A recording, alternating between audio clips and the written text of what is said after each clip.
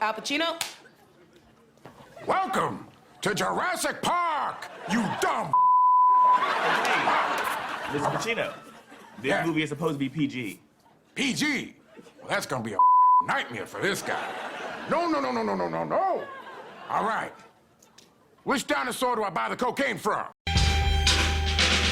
So much of it was so much of it when I so much of it I was wrong. I was wrong. I was wrong. When I so Those games of Scotiabank, it's like $1 million. What the fuck? It's only one of them's alive. It's only half of the band. I don't know. Just Steely's there. Yeah, Dan is departed, dearly departed. How much was it actually? Oh, I think they were all. Resale tickets. That's why. Oh, okay. I think they maybe had sold out. Entirely too much for Steely Dan. Yeah. One half of Steely One Dan. half of Steely Dan. Yeah. Maybe 0.5. Chevy Chase will surprise guest and join. No. He was like in the band before Steely Dan or something. That can't be true. Is that true? I think it's true, yeah. That's, What the I fuck? reject that. Okay. I reject it. Yeah. No, but I am going to go see Iron and Wine at the Danforth Nice. Music I saw Hall. that on Twitter. Yeah. Yeah. That's exciting. I Well, was really into, I think, his first two albums. Yeah, like, same. listen to those like crazy. Same. Yeah, absolutely. And haven't really listened since, but always was, just one of those bands where like I always wanted to see them live and I never had the opportunity to. And now, many years later, after having not listened to them for years, I am going to go. Nice. And I'm sure it's going to be good, actually. I'm so, yeah. Yeah. Sure. I'm sure it's going to be good. That's what most shows I go to, that's the category it kind of falls under these days. It's no Yeah. longer like discovering hot new stuff. It's like, oh, I want to see this legacy act before they die, I guess. This Yeah, this cold stuff. I want to see Yeah. this cold, lukewarm stuff. Yeah. Well, yeah, Modest Mouse and the Pixies Yo. and Cat Power Ooh. touring together Oh, wow. Hell yeah. for people who are dads now, but Damn. not us. But people We're our in age. we're in the category of dads, but we're not.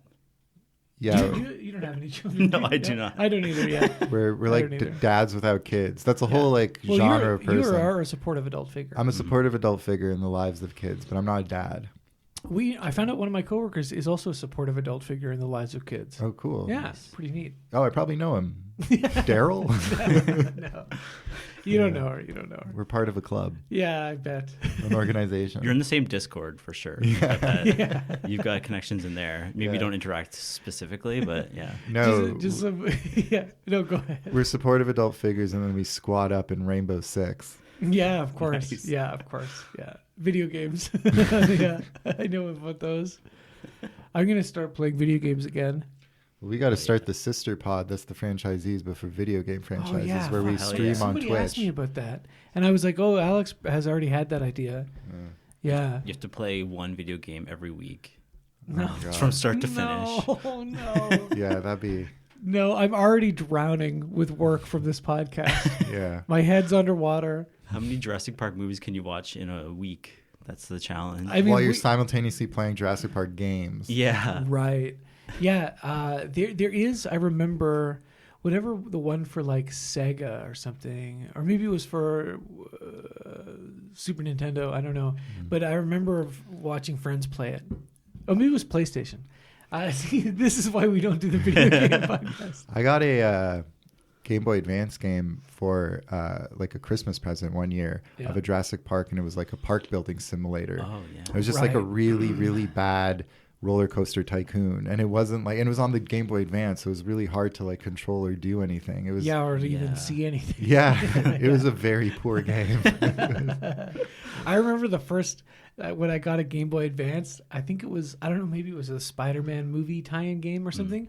But like when I first put the cartridge in and saw like the startup, I was like, whoa, like Yeah. it's never gonna get any better than this. I'm in this world forever now. Yeah. This is it. Yeah, The GBA was a god tier system.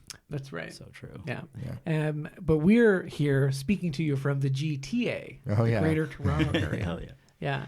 From which Toronto is- proper, really. Yeah, we are in In the yeah. actual city. Yeah, we are actually in the city. We don't have to you know. talk about the area. No, we don't have No. to talk about the area. If you were hesitating to listen to this because you thought we were in Mississauga or something, we're not. I work in Mississauga, Yeah. but I live downtown, baby, which doesn't make any sense Yeah. and is a burden. We're not GTA Toronto mans, though we could be. I mean, I don't know. I guess what is your most Toronto man's quality? That you're a fuckboy. I say fam a lot, yeah. Yeah. I live in a basement. That's my most. Oh, okay. Toronto, Nice. I Nice. think.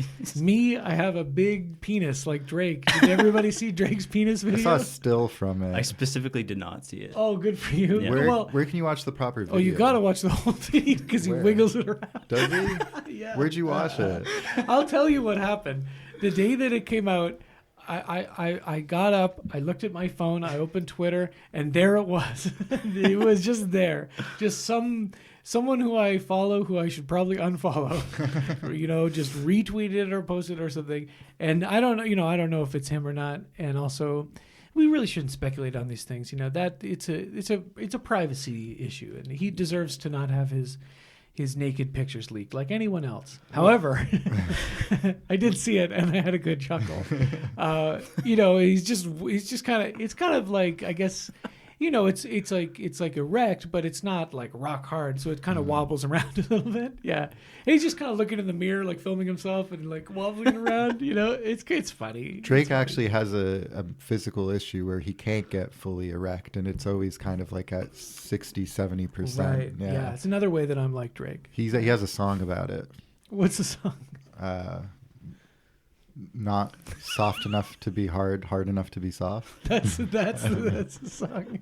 Damn, I should start listening to Drake more. I think You should. This is yeah. deep. He's a sensitive guy. Yeah. Yeah. All sorts of sensitive guy issues, like having a big penis. That's something that sensitive guys worry about. Is my penis too big? And in fact, the listeners of the franchisees, those listeners with penises, I know are always worried, is my penis too big? And they look to us to let to other people with very big and beautiful looking penises. That's why we welcome. Yeah, it's perfectly fine.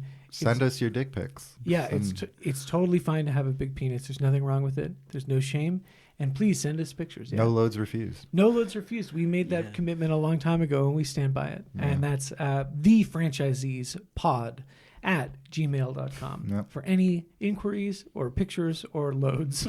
There's a funny angle, too. He did the kind of like, it's the camera's like He's facing. filming in a mirror, I think. Right, yeah. So you get it from the, I don't know, the foot of the bed. He's lying in bed.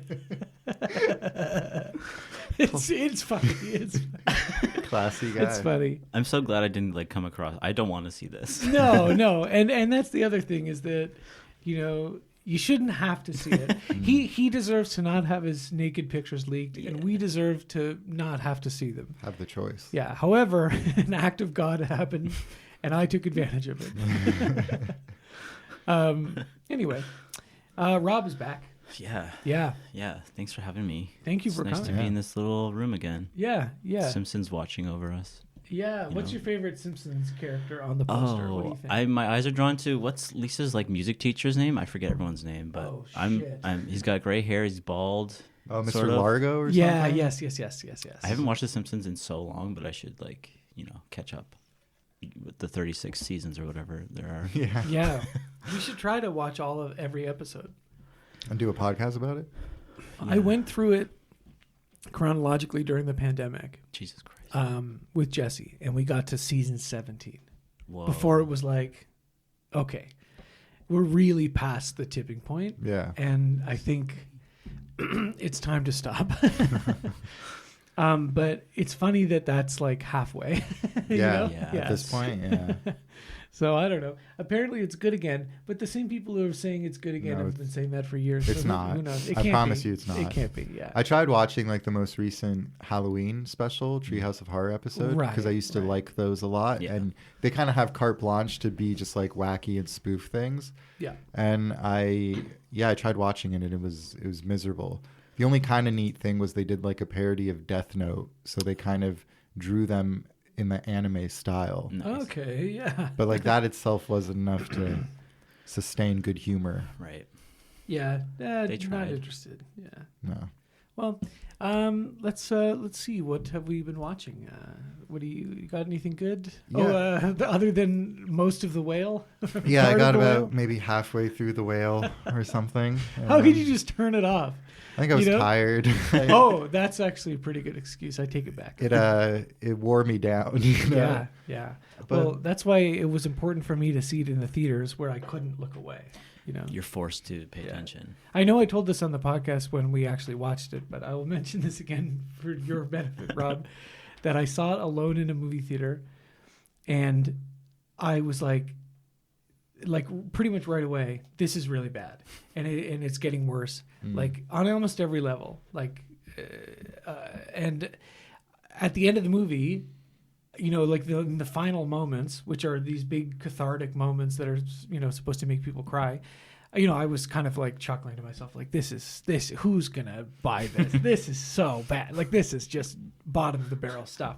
And the lights went up, and I kind of did this look around and be like, like I wasn't really trying to get everybody like, yeah, fuck this movie. But I looked around, and all the other, like, not all the other people, but this couple to my left and this like mother and daughter to my right, they were sobbing. They were in tears.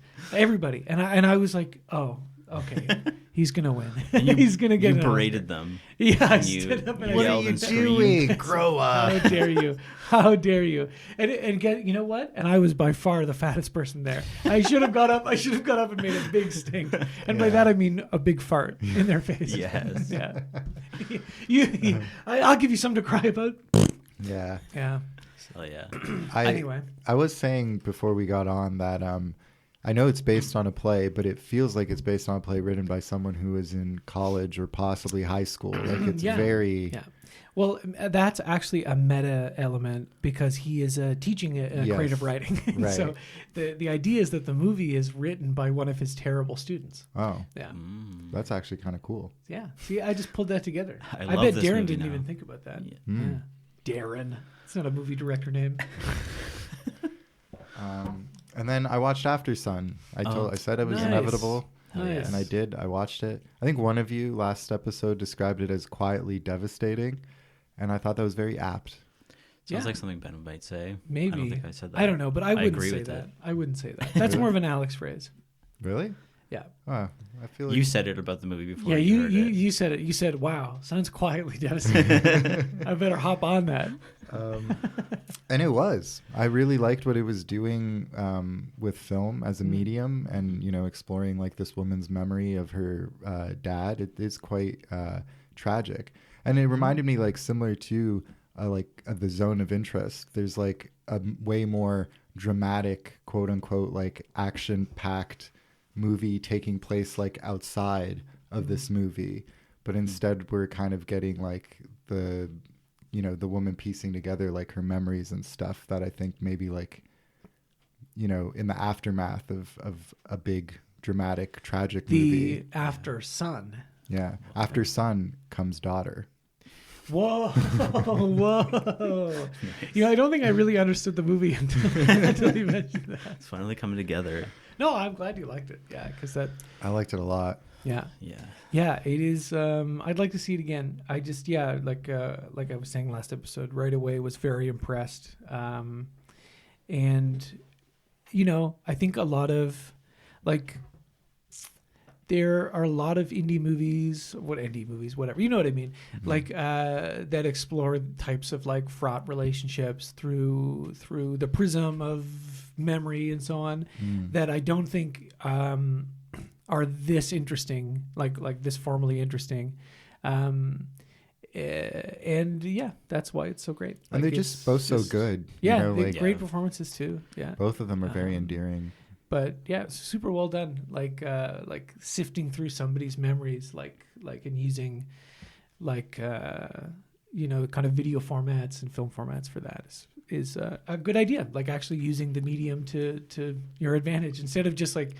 A lot of movies like this will just like have a very flat cinematic style to be like, well, it's not flashy. It's not because we're just focusing on the characters and this and that. And I think that's often a mistake, right? Like your movie should be like visually interesting. Yeah. It doesn't have to be. It doesn't have to be. But like It helps sometimes it should be, right? Yeah. Yeah. But I was thinking about the opposite of that, like a movie that's loudly devastating. Do you want to hear what that Extremely one? loud and incredibly Yeah, incredibly loud and extremely uncomfortably close. What is it called? I'm gonna go home and watch that tonight. I've been putting that movie off for years. Ben's day off. Ben's day, yeah, it's my day. I got a nice Saturday off. I'm gonna go home and I'm gonna watch incredibly loud And uncomfortably close. Weirdly close. Yeah. Weirdly That's close. in- Please be quiet down and back up. Yeah. Yeah, Tom Hanks dies in 9/11 in that movie. I'm Damn. pretty sure that's what it's about. Yeah. I watched a Tom Hanks movie this morning. Oh, What okay. was What it? have you been watching, Rob? I watched what's it called? A Beautiful Day in the Neighborhood. Oh yeah. Oh, okay. Yeah, I heard that's actually good, right? I really loved it. Yeah. Yeah. I guess part of me is like the celebrity aspect of it is kind of weird, and like it's always weird to have like a celebrity depicted like so grandiose, even though like he's given hyper reverentially or whatever. yeah. Like they even talk about like, oh, he's not a saint, he's a person, he has flaws, but they don't really. I don't know. It's not really the point of the movie. Even like it's more like the main character. I think his name is Lloyd, going through some like family stuff, like with his father, like forgiveness, and like contextualizing that through Mr. Rogers. And then like the best part, I think, is the like all the establishing shots are like little miniatures, like from the Mr. Rogers show. Oh, okay. Yeah, Nice. I loved it. Yes, I was just thinking up. The director is Mariel Heller, who made The Diary of a Teenage Girl and Can You Ever Forgive Me, which are two movies I also really wanted to catch up on. So it seems like a kind of 3 for 3. Interesting. Because I remember thinking, maybe it's because that Mr. Rogers movie and the Saving Mr. Banks movie, where he plays Walt Disney, kind of came out around the same time. Right. And like they're obviously totally different or whatever, but I might have lumped them together a bit. And I'm like, oh, I don't need to see Tom Hanks play like these guys. But that movie is supposed to be just like atrocious, and this movie is supposed to be good. So I'm interested in definitely interested in seeing that. But it also says here, Mariel Heller is married to Jorma Taccone or Taccone. Really? The director of MacGruber? yeah, from The Lonely Island. That's awesome. Wow. Well, that's a power couple. Yeah. Yeah. Holy Cool. shit. All right, That's nice. amazing. Did Oh, you yeah, watch yeah, the Mr. Rogers documentary? No, I should watch that too. I've seen that, That's but good. not the biopic. I think if whenever you have the opportunity to watch like the biopic or the doc, I Yeah. usually go with the doc. Why not both? Why don't you watch them at the same time on True. separate screens? That's actually probably the best way to do it, the most think so. efficient and the most And you beneficial. just kind of Yeah. gonna go back and forth. The truth is somewhere in the middle. Yeah, Yeah. always. Actually, you know what you You have could to do? unfocus your eyes. Well, yes, I was about to say that. You unfocus your eyes, so one is looking at one screen and one's looking at the other. And then as the movie progresses, you bring the eyes forward until you're cross-eyed at the end. Yeah. And then when you're cross-eyed, that's when you have the vision. Yeah, you like know? a magic eye type movie occurs Yeah. between the 2 You'll see screens, and Mr. that's the Rogers. truth. Yeah. You'll see Mr. Rogers, that famous Mr. Rogers video where he's filming himself in the mirror wagging his big dick around. No, that's not in the movie. I don't think it I'm- happened. I'm sorry. You're right. You're right. I made that up. It's not real. Don't go look for it.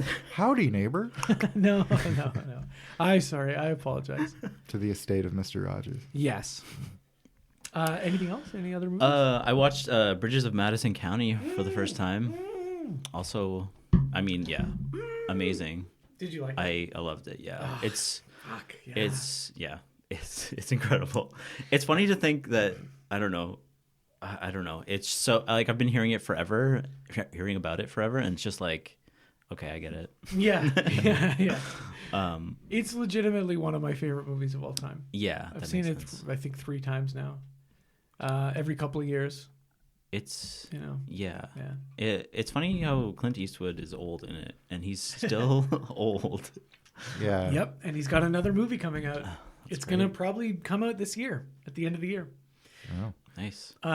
very excited for you, Ben. Yeah, Yeah, I know This it's is a huge. big thing for Huge. Ben. Yeah, I also am convinced he's going to die this year, and I'm also going to try to finish his filmography, like directorial filmography. I'm pretty close. I think it's like 7 movies left. He's made so many movies. Bridges of Madison County is in this like amazing streak of probably his like best work. Well, I don't know. It's hard to say, right? Because it's like his late style experimentation stuff, or I don't know if you want to call it that, but whatever, is also super interesting. But like the kind of 90s run where he makes White Hunter, Blackheart, and Bridges of Madison County, Unforgiven, and A Perfect World, all of those movies are like kind of masterpieces.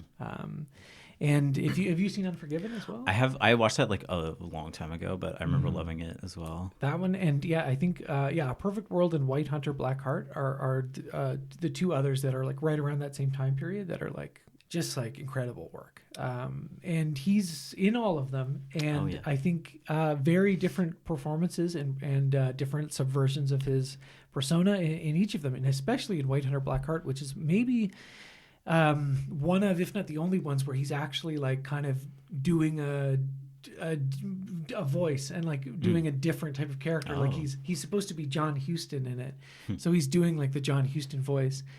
And the rest of the, so it's and his like macho kind of bullshit character and so on. So it's really good. It's also, I think, the only movie where he gets into a fight with somebody and loses. Oh. Yeah, that movie is, now that is a quietly devastating movie. Hey, our own. Sounds great. Yeah. Did you Should cry check them at out. Bridges of Madison? I should say You don't have to have. I think maybe at like 95% of movies I'll cry in. Yeah. I think at The Whale, I haven't seen it, Yeah. but I'm sure I'd be one of those people at the end that you'd be mad at. I would have to fart in your face. You'd fart. Yeah. I think, I don't know if it's like it's not like necessarily a mark of quality if I'm crying at it. Right. Like if somebody like just has a sad face and there's like strings in the music, I'm gonna probably think about my own life and start bawling. But I definitely did, and like I mean, the Bridges of Madison County definitely earns a tear or two. It's I think. So let me think now. The last time I had watched it was at the Review Cinema. With Catherine and Kai, actually. Nice. And someone else was there as well, I think. But anyway, and Jesse, and everybody was crying in the movie, and I think like I can keep it together more or less pretty well until there's the big scene in the rain. Yeah. And then it's like all bets are off because it's like that is so sad. She's Like, reaching for the handle. Oh no! and then Don't talk to me about it. This is what I needed so at Devin's movie. I should have to cry. I wasn't able to do it. I should have just watched that scene. Yeah, just like have that clip ready on your phone. And the music. He did the music too, right? He did I think it? so. He does the score a lot. The like jeez. dun dun dun dun Yeah. piano. Yeah. That's amazing. Her handle's on the. Yeah. She's fuck. Why did she great. do it? If I could turn back time by Cher, I would go and pull that door open. Yeah. and say, What would her life be? Get out of here, lady. I don't know. Maybe she'd be more happy. Yeah. Or maybe not. I don't know. And that's what's beautiful. Yeah. Maybe she would regret it and miss her kids. Who knows? It's don't know. when was that? Like it's set in the 60s or the 50s or something. Yeah. I don't know. Yeah, what I think so, right. Yeah. Yeah. And like divorce back then, it's like It may have been, it may have been frowned upon. Well, I mean, she would have moved the hell out of that. yeah. Like, she would have joined him on his adventures around the world. See some gorillas or whatever they. Yeah, yeah. They're talking about. Can man, they're both like piping hot in that too. Right? Yeah. like it's a sexy movie. Yeah. yeah.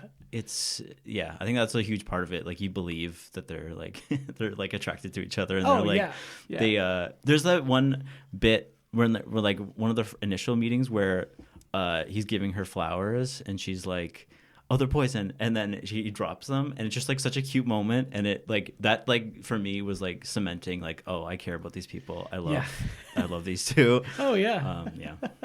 Yeah, and the way because she'll go through the covered bridge, and when she's out of sight, she'll be like, "Oh my god!" Yeah, Yeah. yeah. Anyway, Alex, you got to see this shit. Apparently. This is the real shit. I always mistake it for a river runs through it with the fly fishing. That's nothing. That's a nothing. Equally movie. powerful film. I've actually never seen When it. Brad Pitt catches that fish, Yeah. it's pretty good. Inspired a wave of dads to get into fly fishing, and that fly fishing gear is just sitting in the garage now. I'm sure. Like longboards. Yeah, yeah. yeah. Oh yeah, Alex has a longboard here. It was a pandemic hobby, you said, right? Yeah, a summer pandemic hobby. I picked up longboarding again with the goal of working my way up to skateboarding, but I never really did. As we established, I'm quite tall. And Yeah. Skateboarding is scary when you're tall and harder, which is what makes Tony Hawk so much more impressive. Oh, interesting. Okay. Is he tall? He's super tall. Oh shit. Yeah. I didn't know that. Yeah, I was gonna say my pandemic hobby was jerking off. We already made that joke earlier. Nice. It's not as funny when we have to re-record the bit. Yeah. Yeah. And Rob got into guitar. Yeah, Yeah, that's I right. picked Rob started making music. Pick up right? the 6 string, you know. You started with What's the this all ukulele, about? right? Yeah. Yeah, Well, yeah. yeah. You start with the 4 string, You and start then with four strings. yeah. I worked my way up. Really, you start with the kazoo Or Yeah. the yeah, jaw true. harp. or the jaw harp, Jaw harp. as we have. Classy Yeah. instrument. Starter. I also watched The Holdovers last night. Oh, finally. nice. I saw it Yeah. in theaters. Did you like that? You know what? I did. Yeah. I thought it was excellent. Hard not to. Yeah, it's like very charming. every aspect of it I just thought was really well done, and it just builds towards a really solid, tight whole. That came out wrong, but you know what I mean. Like Okay. it's more than the sum of its parts, but all of its parts are really well done, which is Yeah. why it is like Yeah. it. Yeah, I enjoyed it a lot. I enjoyed it a lot more than I thought I would because I remember seeing the trailer ages ago and thinking the trailer stunk. Yeah, it's whatever. I don't know. I think they undersold the depression factor. Yeah. Yeah, which makes sense. And You the know. writing was just really good. Like it was such a verbose movie, but in a pleasant way. You know, Yeah. like the dialogue was funny. Like a lot of Paul Giamatti's lines and insults were genuinely very funny to me. Oh, Yeah. he's great, and I do think he should win. I mean, it'd be fun for him to win the Oscar.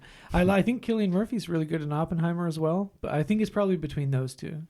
As much as we would like a visit from Maestro at the Academy Awards.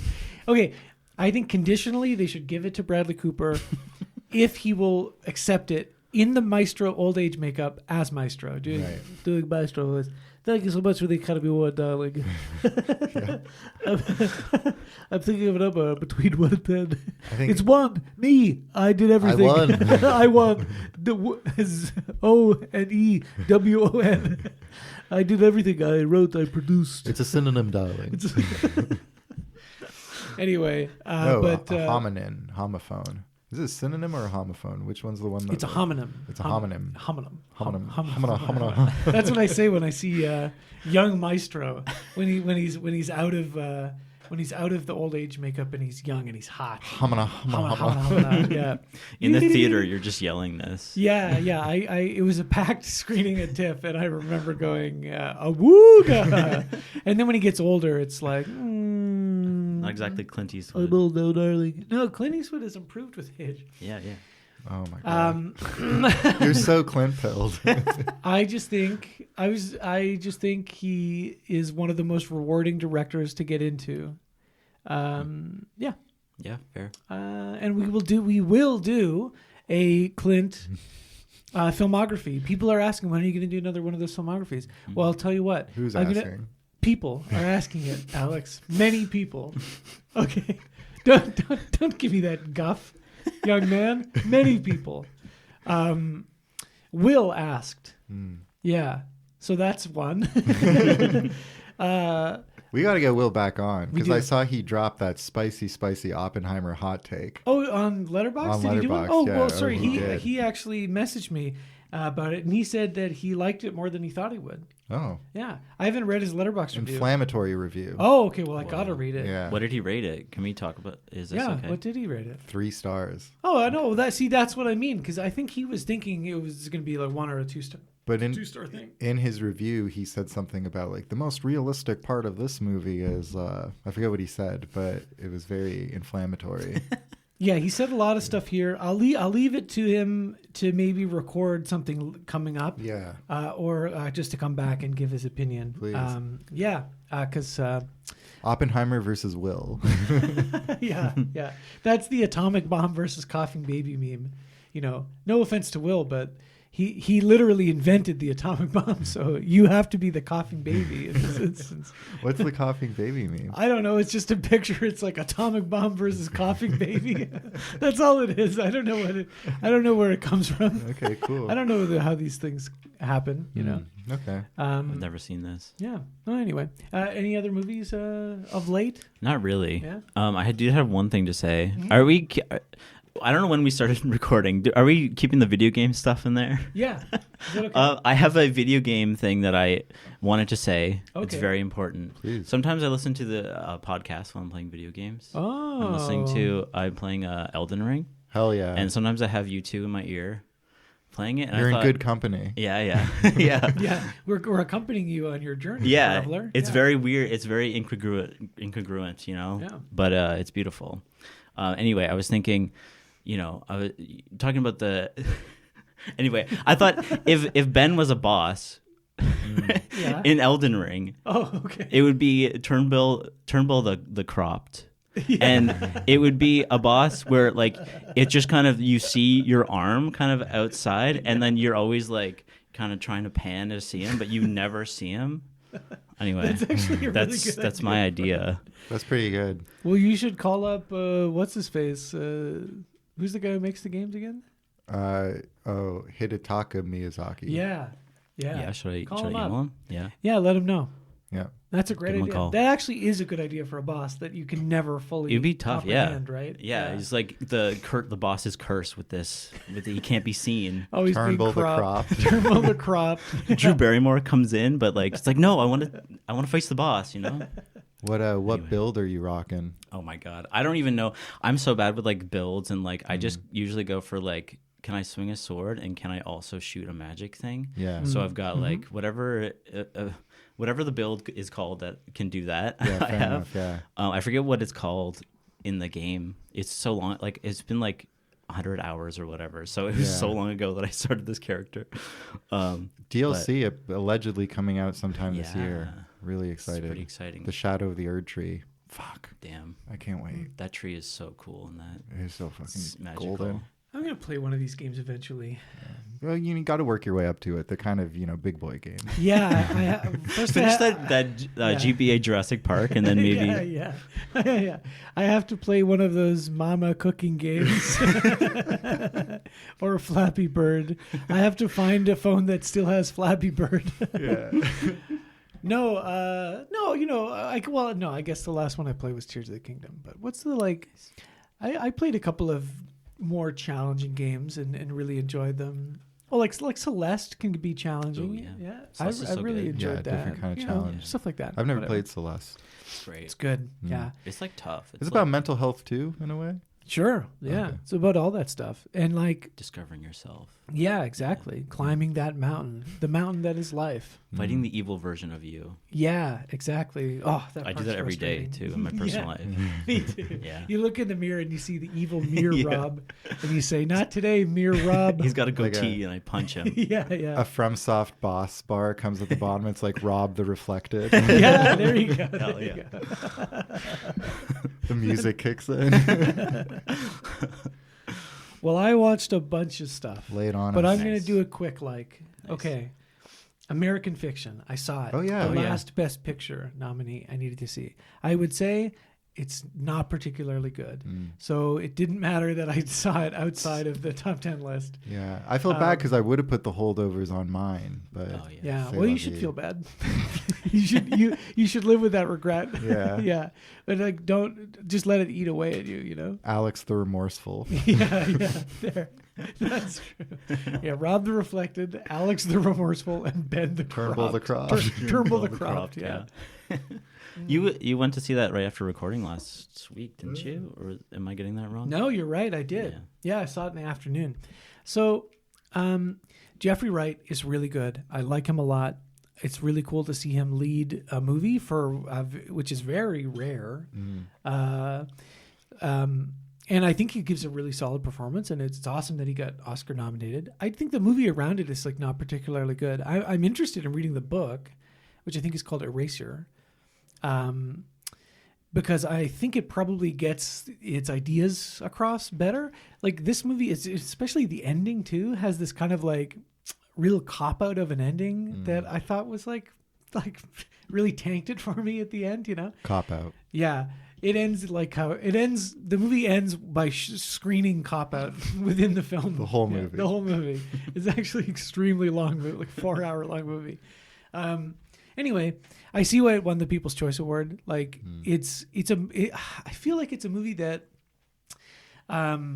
should be a lot pricklier and kind of more like a little saltier than it actually is. But it seems like they took a book that is a little bit more acidic and then like flattened it out so that it could be enjoyed by the maximum amount of people. Palatable. Yeah, and you know that's kind of a bad choice, I guess.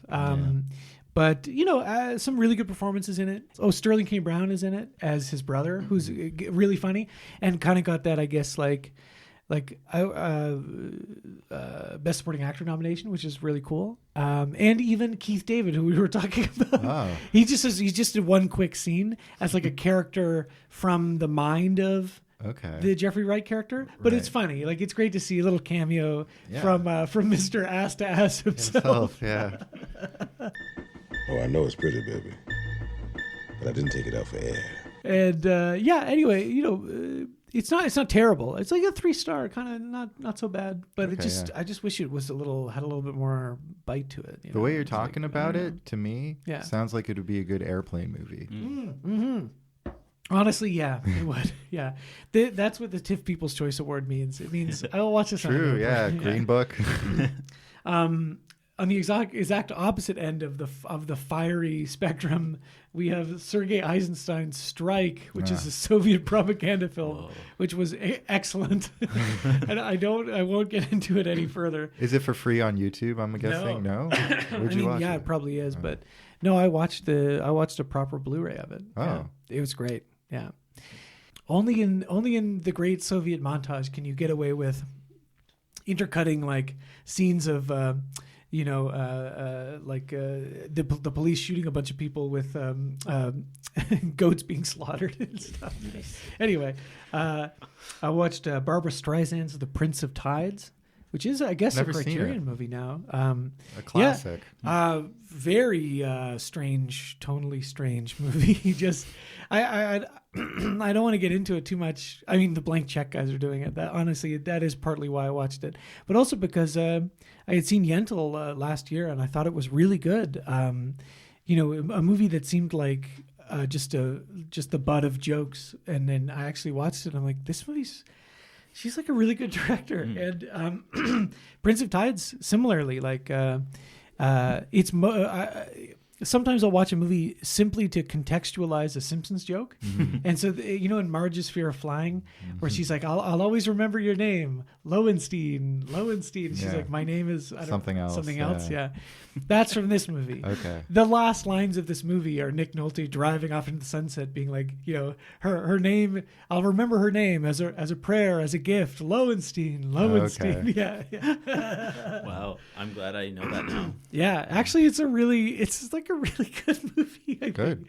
think. But also just bizarre. I just want to say, Strike is on YouTube. Oh, there you go. So watch Strike. We all don't have any excuses. Yeah. You know what? And if you are working in an unfair labor conditions or fair, you should strike. Just try it out. Watch the movie, see what happens to them. Oh no. No, I'm kidding. You should strike. Devin and I watched the new Frederick Wiseman movie, the 4-hour French restaurant documentary. Menus, plaisirs, le trois gras. Fuck. Sorry. Very good. Anyway, it was good. It was at the Hot Docs Theater, and I think it was just a one-off screening, so there were a lot of people there. And a lot of them were seemingly like, I guess Hot Docs just attracts a lot of older people who have memberships and who go see documentaries. I go there maybe once a year because like a lot of the documentaries they show are not interesting to me personally. So it was packed and the seats are extremely uncomfortable for 4 hours. But we were flanked by these people who were just having like kind of involuntary orgasmic like vocal spasms at all of the beautiful food that was being prepared. So people, there's this very strange woman sitting by herself just over her shoulder who was like, oh, that looks good. Ooh, you know, for 4 hours. And the first 20 minutes, you know, Devin and I were kind of looking at each other like, is this just going to be how it is? And then eventually you're just like, it's just part of the movie. It's just part of the soundtrack of the movie. And it's just funny that she wasn't talking because there was another couple by us and they were talking to each other, which is annoying. But like, whatever, you know, you can't shush everybody. Right. And they would be like, we should go for lunch after. Like, well, yeah, I'd like to eat there. Wow. Have you ever been to a Michelin star restaurant? No, I haven't. They're too expensive. Oh, that's interesting. That's so you know, frustrating. one time maybe we should like spring for that. Yeah. Oh. But the one by her own, you know, just like, you almost can't like get mad at herself, her. like, yeah. Yeah. It's very strange. If anything, she enhanced the viewing experience. It was honestly very memorable. Yeah. People are hungry in that screening. Yeah. They're just really hungry. Well, so of the 4 hours, you know, like an hour and a half or 2 hours at least are just watching people prepare amazing food. I would say, so this movie, if it counts as a 2023, would for sure have been in my top 20. Yeah. You too have something to be remorseful over. Yes, I do. But I knew it was going to happen because I had planned this ahead of time. And it's the only time they would have shown it. I could have watched a screener, but I didn't want to do it. There's like it opens with like a 20-30 minute like conversation between the main chef and like his son who's like taking over the restaurant, just planning out an appetizer. And it's like a very like slow conversation where they're like kind of butting heads a little bit. And then the next 20 minutes or 30 minutes is full on just a like wordless montage of people just preparing like amazing food. And that happens a couple of times throughout as they go through a couple of like, you know, lunch service, dinner service and so on.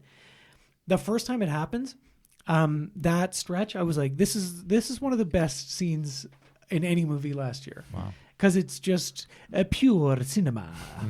Cinema puree. Puree cinema. You can do it if your heart is pure or puree. That's a Simpsons joke. Yeah.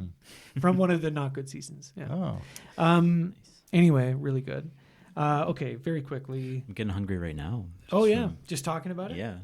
I got a snack for you. I'm looking at those Tums and I'm like, yum. You want some? No, thanks. I'm good. They're good. They're peppermint flavor. Oh, that does sound good. Or as the French say, menthe. That's weird, eh? Yeah. Stupid language. Speaking of French, I watched a France movie, The Earrings of Madame de. Right. Yes, which was at the Paradise. Speaking of a theater I don't go to super often, I did really enjoy it. This is like a Stone Cold like classic, like just about a vain, silly person who gets kind of what's coming to them, and it's something extremely pleasing about that. But I like Max of Fools a lot. I'd only really seen. I was more familiar with his American work, like the Letter from an Unknown Woman and Caught and That Reckless Moment or whatever. So it was nice to see this like kind of proper canonical like French classic, right? And I guess he's known for like very, very fluid camera work that was like not done as much in the time in the like 50s, right? And so it lends the movie a very modern kind of feel to it, like visually, and really good. Funny experience at the Paradise where I went by myself and I was like, I could get a drink, so I ordered had a can of very low alcohol seltzer, like a mead seltzer. And I was like, oh, I'll have this. And they're like, that's great. It's $10. No. Okay. And then when the movie ended, it looked fine, right? When the movie ended, a lot of the older movies, they don't have end credits, right? Mm-hmm. So it's like, the Yeah. movie's over. And then it cuts to black, and then it cuts to the Blu-ray menu screen of the Criterion Blu-ray. Oh wow. They forgot to, and you could hear in the audience a couple people going, no. Because, you pay fucking $15 to $17, however much it is. Yeah, you want them to keep up appearances. Well, you kind of think Yeah. there's going to be at the very least a DCP or something. Like, it's not advertised like, oh, it's on film or it's this or that. Yeah. But it is funny to go and pay, a premium ticket price to see a Blu-ray that's like not hard to find. It's a bit disappointing. Yeah, it was kind of funny. And I saw someone was tweeting about it. Like, it's like, yeah. Oh, geez. Okay. I actually watched a lot. The Thief of Baghdad, I watched, the 1941. I'm working through that list. It's so good. John Cassavetes' Gloria. Oh yeah, I really want to see that. It's so good. I can lend you a Blu-ray of it. that'd be actually. great. Yeah, Yeah, it's thank you. really, really good. It wouldn't be one of my favorites of his, I think, but it's really interesting to see him make a kind of a more commercial movie with guns. Yeah, and the first time, even though it's on the poster, the first time Jenna Rollins whips out a gun and shoots a mobster in the face, I was like, this is crazy. Hell yeah. Yeah. I that meme where it's like you lean forward in your seat or something? Like now yeah. you've got my engaged. attention. Yeah, exactly. Okay, and very lastly, to do a brief riff about, I revisited the Mothman prophecies. Now that I am alien pilled and anomalous phenomena pilled, Yeah. I wanted to revisit it. A movie that really freaked me out when I was like 11 years old. Yeah, I have a DVD of it. Yeah, you've seen it? Yeah, like not that long ago. Oh, really? Okay, Yeah. nice. So the part, like the kind of the best scene where he's actually talking to Indrid the entity, Cold. Indrid Cold, yeah, on the phone, and he's exactly right. He's freaking out, and he's like, where's my watch? And he's like, it's in your shoe under the bed. Like he doesn't. I can't do his voice, Yeah. right? But then he's like, he reaches into the hotel drawer and he's like, what am I holding? And he says, chapstick. Yeah. I was freaked me the fuck out. Yeah. And this time it was great too, but I was also like, because then he opens his palm and it's like chapstick, like it's chapstick brand, right? Yeah. And he's like, did they pay for product placement? Do you True. think? Or did Or else they he would have win just out? said lip balm. Yeah. Which is not as like Blistex, Carmex. There's so many more. Lip smackers, Burt's Bees. that's good. Yeah, that's my riff. That's my Mothman. But do you like the movie as a whole? I thought it was pretty good. Yeah. I think obviously there's definitely some 2000s-y kind of effects and cutting and so on. But I mean, like this is Mark Pellington who made Arlington Road, which is another kind of conspiracy thriller I saw when I was younger and revisited recently, which I think is really, really solid and really fun about like domestic terrorism. Yeah. I just kind of miss that genre of like adult contemporary drama with like a bit of supernatural edge or something that they would churn out in like the 2000s and stuff, like this or remember like What Lies Beneath or Dragonfly I really with wanna Kevin watch that again. Costner. Yeah. Dragonfly I remember renting with my family, and that is not good. I don't think. I don't remember it at all, but I just miss that they, would try to make these like for adults, just weird, just dramas, but with a bit of a creep factor too. Like it's a fun genre. Oh yeah, definitely. What is Mothman? Well, Do they explain that? Let me tell you all about it, because after that, I watched a special feature on the Blu-ray called "Search for the Mothman," Oh, nice. which is a very bad, sensational kind of I guess made for TV promotional thing, right? But they actually interview all the people in Point Pleasant, Virgin. Fuck, I don't know where Point Pleasant is. Somewhere in the States. My favorite part West of Virginia. my favorite part of the movie, just really quickly, Yeah. is then they say like, "Oh, he's been drawing like angels or something," and then you see like the drawings he's Yeah. made, and they're all like dark terrible. charcoal, Yeah, like yeah. demons or Yeah. something. It's Yeah, really so funny. his wife is Deborah Messing, which is terrifying to see Deborah Messing, as I was saying, but she dies right away, so it's okay. Thank God. And yeah, so after she dies, this hospital orderly comes in and is like she knew, and Richard Gere's like, what? And he's like, she was drawing angels. And then he looks at the pictures, and they're horrifying pictures of a like a terrifying Mothman, like dark creature. It's like yeah. Anyway, stupid idiot. Who would look at the like demons? Obviously.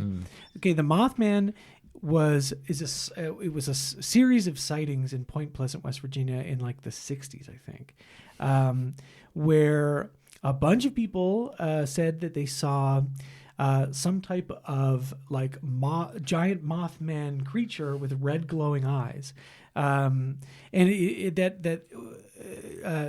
John Keel wrote a book about this investigator, and he linked it to this bridge collapse in Point Pleasant that ended up killing 46 people. He linked all these events together because after the bridge collapse, there were no more sightings, right? Now, there are many attempts at explaining what this would be, which is like, oh, it's an owl. it's a sandhill crane, an unusually large crane. You know? It's just the skunk ape. Yeah, it's the Yeti. It's another cryptid. Yeah, it's another cryptid. Yeah, no, don't worry about that. It's just Sasquatch. And the explanation for why there were no more sightings after the bridge collapse is because people had other things to focus on. When the bridge collapsed. Yeah. But either way, the movie is not. I mean, the movie, like, the Mothman is real, but there's no like actual big Mothman going around scaring people. It's much more like psychological. But it uses it as more of a story about grief and so on, which actually I think it does really well. It's a good movie. Nice. Yeah. Anyway, A forgotten gem. Mm-hmm. Can the Mothman fly? Oh yeah. Yeah, that's kind of the main. That's a stupid question. Rob. Okay, true. Yeah, sorry. Is it attracted to like light and stuff? Yeah, it just keeps bumping into lamps. That's how they try to catch the Mothman by building the world's largest light bulb. Yeah. That's funny. But no, he didn't come. And then he would phone people and he would say, like, it's not that easy, chapstick. He prophesized that the bridge would collapse. He was like, 46 will die or something. Yeah, exactly. At least in the movie he does. In I the don't know if movie he did in real life. prophesizes the bridge collapse, yeah. And his name was Indrid Cold. Indrid Cold. Which is an awesome name for a Mothman. Yeah, that's true. It's fitting. Yeah. That's a classic Mothman movie. Probably one of the best Mothman movies out there. Top 5 Mothman movies for sure. Of the Mothman genre. I just wish they would dredge up more of these kind of like cryptozoology, American, folklore things and make movies about them, like the Jersey Devil. Have you heard of that horseman wing thing? The that lives Jersey in the... Devil. Hey, he's part of the DeMille crime family. Yeah. There's that season of The Sopranos where they employ the Jersey Devil. They employ the Jersey Devil as a runner, yeah. And he's like, yeah. They use him for hits and stuff, yeah. Don't you fucking talk about the Jersey Devil. Yeah. Good thing about cryptids is they don't talk to the police. That's true. So They they're can't. really good. They kind of keep to You can trust them, themselves. yeah. The Jersey Devil's not a rat. He's a fucking devil. How many times do I got to explain that to you? Yeah. He can't speak English. He ate all my fucking gabagool because he's hungry. Yeah. He's Oh, the hungry. one thing that he is guilty of is that he eats all the gabagool. Yeah, because I imagine him, being somewhat related to the Tasmanian devil. He's a bit of a whirlwind who gobbles everything up. Yeah. Yeah. Okay. How long? We're almost at an hour. Nice. It's kind of par for the course. That's good. I knew it would be long. Okay. All right. Now we're going to talk about Jurassic World Dominion. No colon. yeah. No colon. There's no colon? It's for the first time. Oh my It is God, just I didn't Jurassic know. World Dominion. Yeah. Let me pull up my notes. Yeah. Rob, Interesting. you had not seen this before. No. Right? Can I say something without everyone getting mad at me? Do you promise? I can't guarantee No. it, but Okay. I mean, probably. Why would we get mad?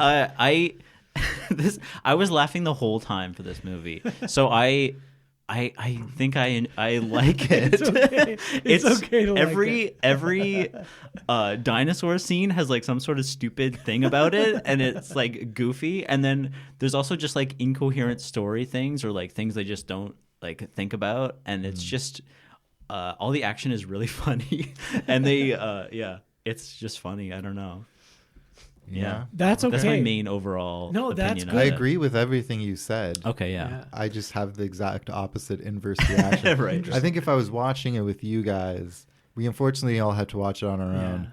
If I had watched it with you guys and we were cracking wise at its expense together, I think I would have had a good It time. would have been Yeah. more fun. Watching it alone, there were numerous times, like while watching The Whale, Yeah. where I was like, if I didn't have to finish this, I wouldn't, and I would tap out. But I did. And I acknowledge all the ridiculousness that you're talking about, but it just kind of pissed me off more than Yeah. anything. Yeah. Yeah, I had a joyful reaction to maybe things that pissed you off. Maybe. Can I ask which version you watched? I think I watched the normal. I didn't watch the extended version. Okay, so You missed out on so much. I know I was saying we should watch the normal version, Oh. but when I downloaded one from Legal Movie Downloads that said it was theatrical, Okay. and when I downloaded it, 3.5 hours long. it was the 2 hours and 40 minutes extended version. Oh, I think that's the one I watched. I watched like a 2 hour and Let me ask you the question: did it start with a montage of dinosaurs living in the past? no. Okay. You watched the regular Yeah, version. okay. Yeah. So apparently it was always intended to be like, or the original cut was this 2 hour, 40 minute cut. And the studio got a little nervous because it's like, okay, not only is this the longest Jurassic Park movie ever made, but 2 hours and 40 minutes is a little much. And people, this is and I believe the first like proper pandemic movie that we've talked about that was like got interrupted by the pandemic, had to shut down and then get restarted, and then was released into theaters at a time when not everybody was comfortable going back, and that was one of their considerations as well. It's like, are people going to want to come back for a nearly 3 hour long movie, or are they going to be like, let's get in, get out, and not get COVID, right? So I didn't have enough time when I realized it was the longer version. I did not have enough time to download it again and watch it. Yeah. I had to start it because I had to go to work, so I watched it. But now I've seen both. Because I did see this in the theaters at the time, Right. Risking my life for Cinema. art. Yeah. The extended version I have heard is supposed to be better. I don't know really what better means in this instance. I told you that. Yeah, no, I've heard it. I read about it too. But I will say it has the opening kind of prologue scene that takes place 65 million years ago. When the dinosaurs roamed the earth is nice. Like it's kind of like a Planet Earth, Walking with the Dinosaurs style thing. Yeah. They fight. Well, the thing that's stupid about it is that it sets up the rivalry between the Tyrannosaurus. It pays and off at the end. The Gigantosaurus. Yeah. Because I hated that. It's really dumb. I was like, why do they, in every single one, they have to like pit like a good dinosaur versus a bad dinosaur? And then the T-Rex is the good one. He saves the day. And he gets help from that other stupid dinosaur. the long nails one. Yeah, That's what even so is that good. one? Yeah. I looked it up on Wikipedia. It was a thing, but in this movie, it's kind of presented as blind. And I don't think there was anything on the Wikipedia saying it was blind. Well, there was something on the Wikipedia regarding this choice. Quote, the film's dinosaur antagonist is Giganotosaurus, which Trevorrow saved for the trilogy's final installment to set up a rivalry with the T-Rex from Isla Nublar seen in previous films. He said about the Giganotosaurus, quote, I wanted something that felt like the Joker. It just wants to watch the world burn. Oh my! I hate that. I hate that so much. This guy, so this guy sucks ass. He is so bad. This is one of the definitive Hollywood hacks of our lifetime, I think. Amen to that. Because that type of thinking just to me signals that you don't understand what is like interesting about these movies. You know what I mean? It makes no sense. It doesn't make any sense. It makes no sense. It makes no sense. The ending is like they're trying to recreate like Godzilla versus King Ghidorah versus Mothra battle scene, but with like animals that should be like that are just, much smaller. Yeah. And then the dinosaur with the long nails like stabs the Giganotosaurus Is that how you say it? I Gigantosaurus? thought it I was like don't know. Gigantos. I is thought so, something but say it in when them. they tend to say giga, They use giganata, fancy terms, whatever. yeah. But it It's like stabs the them in the neck. ankylosaurus and the little kids like ankylosaurus. So Oh. I tend to Yeah. trust the people in these movies. They're the But experts. then, Yeah. well, what do they know? Who But knows? yeah, the long fingernail dinosaur stabs the Gigantosaurus in the neck with its long fingernails, and I was like, "Get out of here!" Like, this is so. There's a part where that dinosaur is first introduced, and it's like just walking along, and then it sees a deer, and then just slaps it out of the way. What was Yeah. that? That was so stupid. I love that scene so much. And then Bryce Dallas Howard has like a stealth mission level where she has to hide from it because again, it's supposedly blind. Yeah. Yeah, it's just like dragging its nails and like can't do anything. Just like walks slow, and she hides under the water, and Yeah. it like sniffs. There's something that I heard Justin DeClue on the Important Cinema Club podcast. I know we bring them up sometimes. A good podcast you should listen to. Not this one. Listen to us first and There's- follow us on Instagram. There's and room. X. There's room for everyone. Yeah. But if you want to listen to a good podcast, No. they said they were talking about it on one of their recent episodes. I think they were talking about the Ghostbusters Frozen Empire trailer. Oh my god. Who knows? Maybe we'll have to do an emergency Ghostbusters. I saw that yesterday. I know, It was right? played before the holdovers. Oh, there you go. I was like, Yeah, oh, no. yeah. And he was Looks watching that, and snowy. it's like I think he said something like, "You could do anything, right?" Like, and I think that is really the key here for these franchise like reboots. Yeah. You could do whatever you want. You don't have to do this. Yeah. You know what I mean? Like okay, even this is the third in the new trilogy. So there are some parameters and constraints. You have to include certain characters. You have to maybe follow through on certain threads or themes. Kind of. But you could do anything. You could make a good movie if you wanted to. Why don't you want to? There's like Why- so many like different paths they could have taken if they chose like one path. Like just Yeah. like the Monsanto-esque like big locust thing would have been like fun and interesting maybe to explore that. Maybe. I Like, mean, in a real in way? a different movie. Yeah, even, yeah. right? In like the Locust movie. Yeah, like I like Not that the idea. dinosaur movie. To quote my own Letterboxd review, the producers were too concerned with what they could do and not Yes. if they should do it.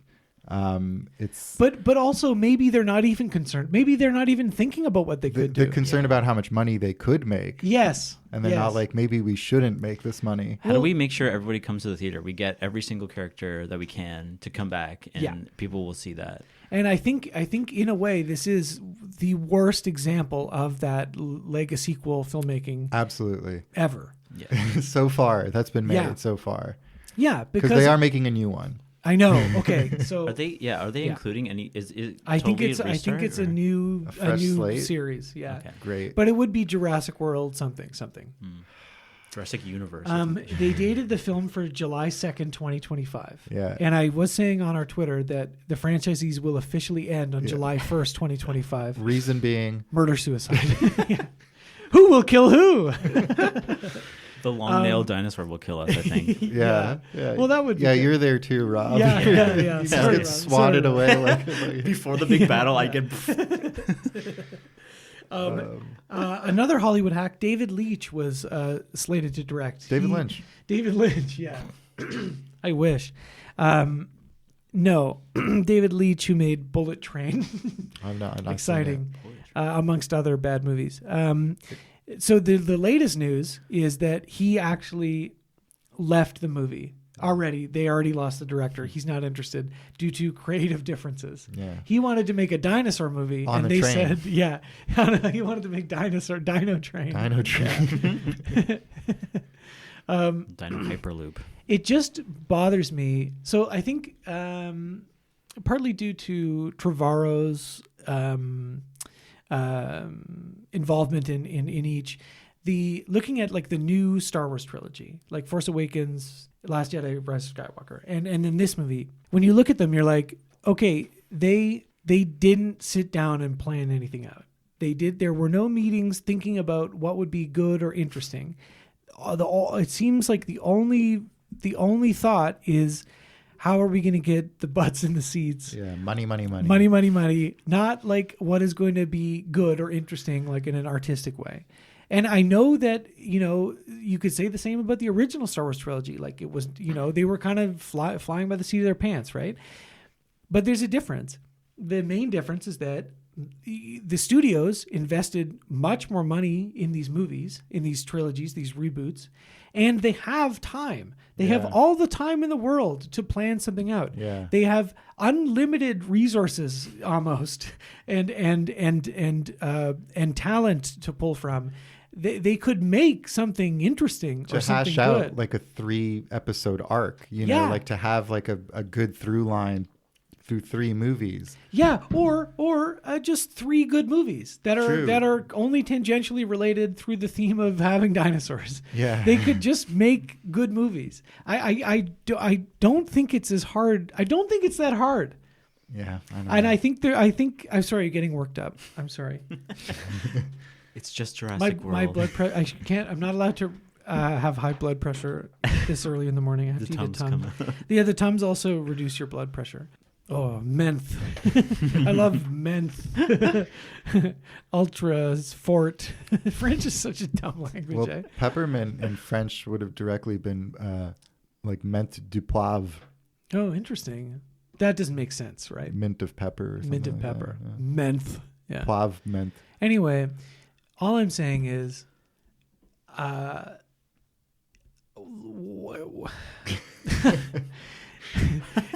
it can't be that hard to like get some like good ideas going in the writer's room for these, right?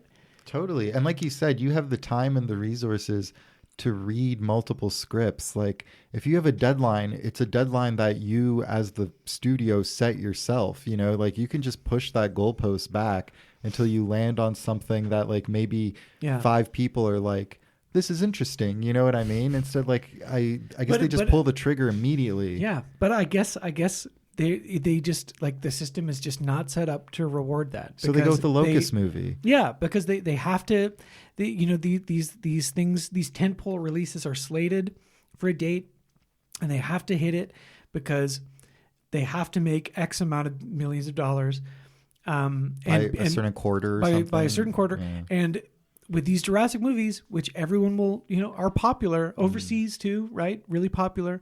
They're just like, okay, it really at the end of the day doesn't matter if it's good. And that bothers me. That's true. It bothers me. But also it's like clearly the world has proven that they will turn up for any Jurassic like movie. No. These movies make billions of dollars. We're not going to be victim blaming, Alex.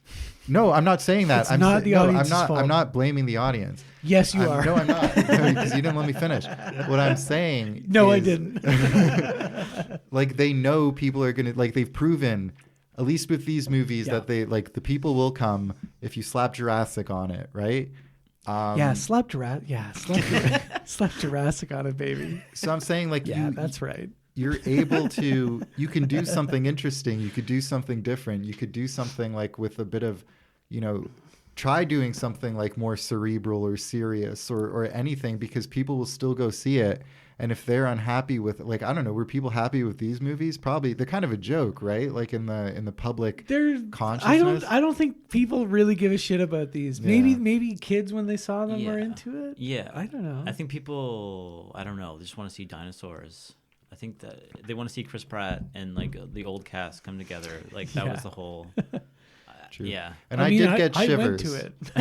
I went. I paid money to go see it. After seeing Fallen Kingdom, I what was your thoughts going in the first time you went to see it? I thought this is going to be really bad, and I'm here to witness how bad. Okay. Yeah. Even I felt that way with Fallen Kingdom. Yeah. I was like, this is very likely going to be bad. But yeah, with this one, I think it was a combination of the movies are back, because of the pandemic. Right. I need to go see this in theaters. I need to see everything in the theater now, right. Which is super unhealthy. It's like a completionist kind of. Well, yeah, and I was like, well, I'm gonna have to see that. I'm gonna see it anyway eventually. So I don't know. For the future podcast that you're gonna have. Yeah, that was but a twinkle in Alex's eye. It was a sperm in my nuts. Your nuts. Yeah, I know. It's funny when people say you're a twinkle in your father's eye. What they really mean is a sperm in your father's nuts. I always hated that phrase. Somebody said that to me when I was younger, and I was like, "That's gross." Yeah, I don't want to think about that. Yeah, don't talk to me about that. I don't want to think about my dad busting in my mom. Are you telling me that a loose sperm floated up into his like ocular cavity just to and was hang like, out? flying around? The light in his eyes is really just a loose sperm floating Yeah. around? That's disgusting. That's where you want to save it for later. Put it in yeah. your eye. That's how you know it's the one that's going to win, right? If it has the strength to go all the way up to your eye, But God, it could definitely fertilize the egg. God help you if you start crying. That's right. Tears have come. Yeah, that's that Eric Clapton song, right? Tears have come. Yeah, yeah. That's it. Poor guy. He really milked that, so to speak. Anyway, Things I didn't like about this movie. So tell me. I guess like the extended edition has this cool sounding prologue. Kind of silly. I kind of like. I don't even know if I think it made it worse. Maybe. Well, it's not good. It's just that it's different. Yeah. Yeah. The normal version opens with like a news report about how dinosaurs are wreaking havoc. funny. Well, okay. Funny. The other thing the extended has, right after the prologue, is that it has a scene with the Tyrannosaur at the drive-in. Which is good, which was, I think, used in the trailer. And they cut that, right? So there's no Tyrannosaurus at the drive-in, right? Drive-in movies? No. That scene is good. Yeah. That's fun. And then it goes to the newsreel, yeah. Which is very funny because it's essentially like fail army quality videos. Yeah, of, yeah, like, it is the fail army. Yeah, of people Yeah. getting fucked up by dinosaurs, like trying to have picnics, getting like eaten by pterodactyls. It's really stupid. Rob, have you enlisted in the fail army? I don't think so. I don't It's know your what this- duty, I don't Rob. know- I don't There's know a this- draft. There's a draft. fail army Rob, draft. Rob, Oh you my better go God. home and check the mail. Oh I'm my sorry. God. You've been drafted into the fail army. Am I fit to join this military service? Well, that's the or- point. Anyone is. Oh, Because anybody can fall if down. I succeed better, will I be excluded? Nope. Accidents can happen to anyone. Any stumbling buffoon can enlist in the fail army. Yeah. So that Yes, sir. sorry. You're drill sergeant in the fail army. Fall down. yeah, you're kind of like a goofy drill sergeant. Like you have fall down. Yes, sir. It's like the Royal Canadian Air Force. Yeah. With the rubber chicken. Yeah, great riff. We're really riffing. Clippy. Clippy. Nico. Nico's forever fate is now Clippy. Nico Clippy Block. I'm so sorry.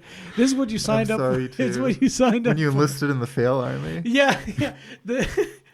Officer Nico Block reporting for duty. Yeah, Officer Nico Block reporting for the fail army. Yeah, when you emailed us saying I want to be your social media manager, nobody has enlisted in the fail army more literally than you. Welcome. We're your drill sergeants. Okay, sorry. Go ahead. And I don't know, just this dumb intro. And then they cut to the freaking clone girl in the woods chopping wood. Oh yeah, I know. The part right after that where Blue the raptor is just like quietly watching her, or maybe it's a little after, but then she runs away They're from the that. same, you see, Rob. They're two sides of the same They genetic. have an connected, affinity. Yeah, they're connected. Yeah. Oh, it's just so dumb. I don't want to be rude to a child, but I really don't like the child performance in this. I think she got worse. I think But so she's too. more prevalent in this one. There's just something has about more her. to I don't do. know. It's like, Peace and love to all child actors, I say. yeah, you're right. It really Peace and isn't love. fair. It's not fair. It's very diplomatic of you. Thanks. It's my role here, I think, yeah. today. Yeah, well, yeah. Thank you. Louis Dodgson is back. Oh my Everyone's God. In a big favorite way. character, in a huge way. So, of course, is now played by Campbell Scott, who's an actor and director I really like. Roger Dodger, with young Jesse Eisenberg, actually a really good movie. And I guess he was also, I think he also wrote and probably helped direct Big Night with Stanley Tucci as well, which is a great movie. But anyway, I really like him. The Cameron Thor, the original Louis Dodgson, of course, is in jail for being a pedophile. Oh my Yes. God. So rest in peace. Yeah, so he's playing like a tech. He looks exactly like Tim Cook, the Apple CEO. He looks like my former boss of mine. Well, they all kind of fucked me They up. all kind of look like that. Like that's the CEO. Once you evolve to CEO, like Animorphs, like you turn into that kind of like Tim Cook. You know, you get the glasses, Yeah. the Your hair white goes hair. gray, yeah. But I guess he's kind of he's kind of like if the last movie had the Donald Trump analogs, like this movie has the kind of tech bro, kind of Elon-y, kind of Steve Jobsy, whatever tech guys, right? I just couldn't believe that It's they like brought socially back awkward. Dodgson. When they Yeah. started Yeah. saying the name, I was like, no. Why? Yeah. Why? Who cares about this person? They have to. Like every person from the Yeah. original has to be coming back for this. Exactly. Yeah. Like they're acting like these, throwaway characters had some reverence, or maybe it adds like an air of legitimacy to this one, like, to close out the series by Yeah. bringing it back. And it's like, it could have been anyone. It didn't have to be Dodgson. No. Just go ahead, say it, Ben. Huh? Say it. Dodgson? We got Dodgson here? There you go. Yeah. Well, I think that's what they were thinking. Yeah. Yeah. They were thinking Dodgson, we've got Dodgson here. Yeah.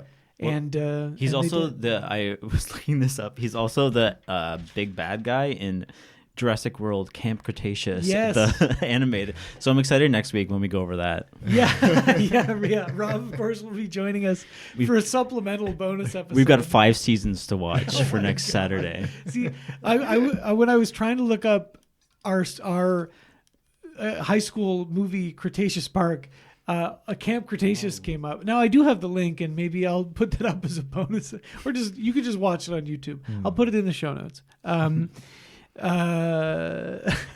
Yeah, I watched a couple of minutes of that show, and yeah, it doesn't look like my kind of. It looks like it's for children. Yeah, the style. I don't know anything about it though, really. I don't think the dinosaurs eat people in that show. Okay. Necessarily, as much as they run amok, Yeah. Yeah.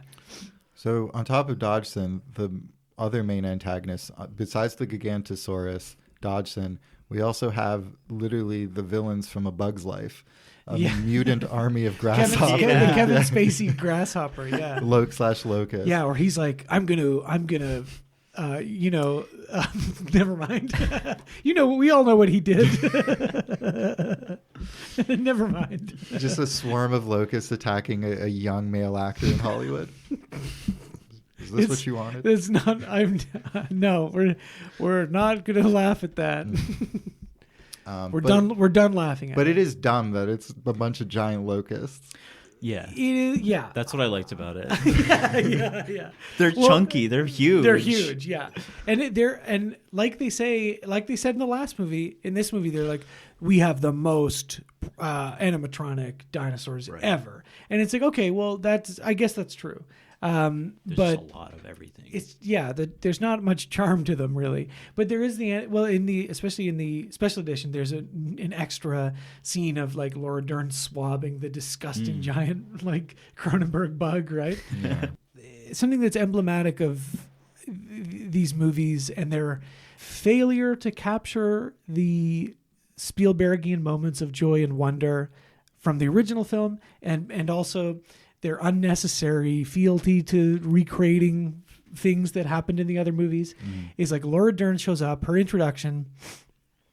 She climbs up onto a hay bale. She takes her sunglasses off like she does in the first movie when she's witnessing the dinosaur, right? And it cuts to her point of view, and it's an empty field. And I think that's just the movie, right?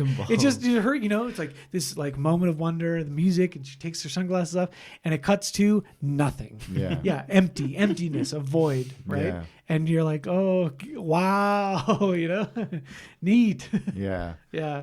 And when you said in the last episode, you were like, the issue or the main conflict in Dominion is not going to be like, how can dinosaurs and humans like live side by side? No. That's not the issue. Why It's don't they- giant fucking locusts. Yeah, which did I that get come- it, and That's and I agree with you, Rob. There is something interesting about some like genetically mutated locust that is used to like just collapse the global food supply for some reason. Yeah, I never really understood like why. They like accidentally did it, but then they're also profiting from it. Yeah, in a way. they eat every crop except for Biosyn's crop. Yeah. Which makes sense, but then obviously like that's not feasible to be the only supplier. Yeah.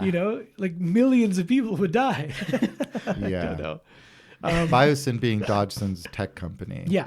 Which is fitting because it's pronounced bio-sin, and they're committing an unholy sin on the earth. Biological Wow. sins. Yeah. Biological sins. That's that's great. Yeah. That's actually crazy. Well done. Yeah. Crichton, was that the original bad company? I don't think InGen is the original, Okay. right? But maybe Biosyn comes up because there is more Lewis Dodgson in the Lost World The book. novel. Right, Yeah. okay. But Classic yeah, villain. We're introduced to our pal Owen Grady again as Dino Cowboy, Yeah. which is a whole other. See, it's so many different movies. It's Yeah. like, why did we make Dino Cowboy? Cowboys Yeah. and dinosaurs. Also, would That could be good. because he's in like the snowy hills of Montana or whatever or something. Yeah, right? somewhere. Wouldn't dinosaurs be cold-blooded and not like live in those No, kinds they're of climates? everywhere. Okay. As you see in the opening. So I'm glad you brought that up. They'd where be it's like- groggy as shit in the cold. Whoa, it'd be so easy to catch. Yeah, dinosaurs, in living amongst us, causing trouble. Great idea for a movie that they've seemingly been building up to for the whole franchise. And then what do? They give you the 2-minute montage at the beginning. Yeah. That's what there you go. The fail army Yes, so video. they boring, give they give you the fail army montage and the other fail army montage at the end of Yes. Fallen Kingdom, and that's it. So between you could cut it all together, and you'd have maybe a 10 to 15-minute short. A really good short film Yeah, a really that good short film. explores humans and dinosaurs living Yeah, that would be together. like, oh wow, or it's like it wouldn't even be a short film. It would be one of those like VFX artist reels where they're Right. like, I put dinosaurs in modern day situations. Yeah, Yeah. like hire me for a job, right? True. Yeah. And they're like, sorry, we can't hire you for anything. We already made these movies, and we didn't include any good ideas in them. So you're extinct. Yeah. Sorry, Gareth Edwards. We specifically excluded all the good ideas. We had all these threads that we could have gone to, and we chose the most boring thing to do, which is get all these characters together. Did you get shivers when they all reunited though? I was kind of. Huge. I'm still shivering. Yeah. Right now. You are shaking uncontrollably. Yeah. I made a mess of myself. Yeah, certainly. Certainly. I soiled myself. Yeah. In the theater the first time. This time I was good. You were prepared. I was wearing a diaper. You I had a was wearing pamper. diaper, yeah. The Owen Grady dinosaur rustling, because I had just seen the Misfits where they go cow rustling horse wrangling or whatever. But then they have the bad. It's just so stupid. It is stupid. Everybody acts like dinosaurs have been around forever, Yeah. but it's really only been however many years, like 5 years, If 6 that. years, 10 years, like where they're actually out in the wild. But there's already so many ecosystems and black markets and like all the stuff that sprang up, which I'm sure would happen. But Sure, yeah. would probably take a little while for people to get adjusted to it. But no, like they have the bad cowboys. They're like, that's a nice dinosaur you got there. Minds if I takes it? Yeah. And it's like, I do mind, as a matter of fact. I'm the law around these parts. And, like, why don't you just make a whole movie like that? Not only do they have dino cowboys, but the CIA has a dinosaur division. Yeah. Well, they would be on. The CIA already has a dinosaur division. That's true. I've gone in deep, baby. It's not just UAPs. it's everything. It's dinosaurs. Yeah. The dinosaur Yeah. division, is that like the employees are the dinosaurs, or do they like deal with dinosaurs as humans? It's both. It's like Men in Black. Okay. Yeah, where some of the agents are dinosaurs. Nice. Yeah. Which I was talking to Paul last night. Yeah. Past future guest, whatever. Paul. He was like, "You guys should do Men in Black," and I was like, "We should do We Men should. in Black." Well, and we will, of course. Yeah, of course. Yeah. Well, eventually, Another but- franchise with one good movie. No, I think Men in Black 3 is okay. Yeah, and 2's underrated. 2 is not underrated. you're gonna eat those words. Is 2 the one with the Balchinians? I think so. Underrated. No, no. That's all the context you need. Yeah. to He's a rate that movie. Balchinian. That's so stupid. You know what? You sold me on it. You As a sold- 12-year-old, that definitely sent me reeling. Yeah, I had a good chuckle. When I was 12, I chuckled. Yeah. Oh,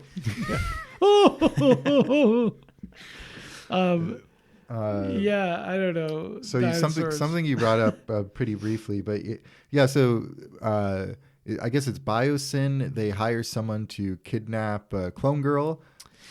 It's just it's the same. Those are some nice boots you got there, cowboy. It's that guy. Yeah. Yeah. But for some reason, before taking Dinosaur her bones. to Biosyn headquarters, they take her to like a Mos Eisley Cantina dinosaur pit fighting ring in Malta.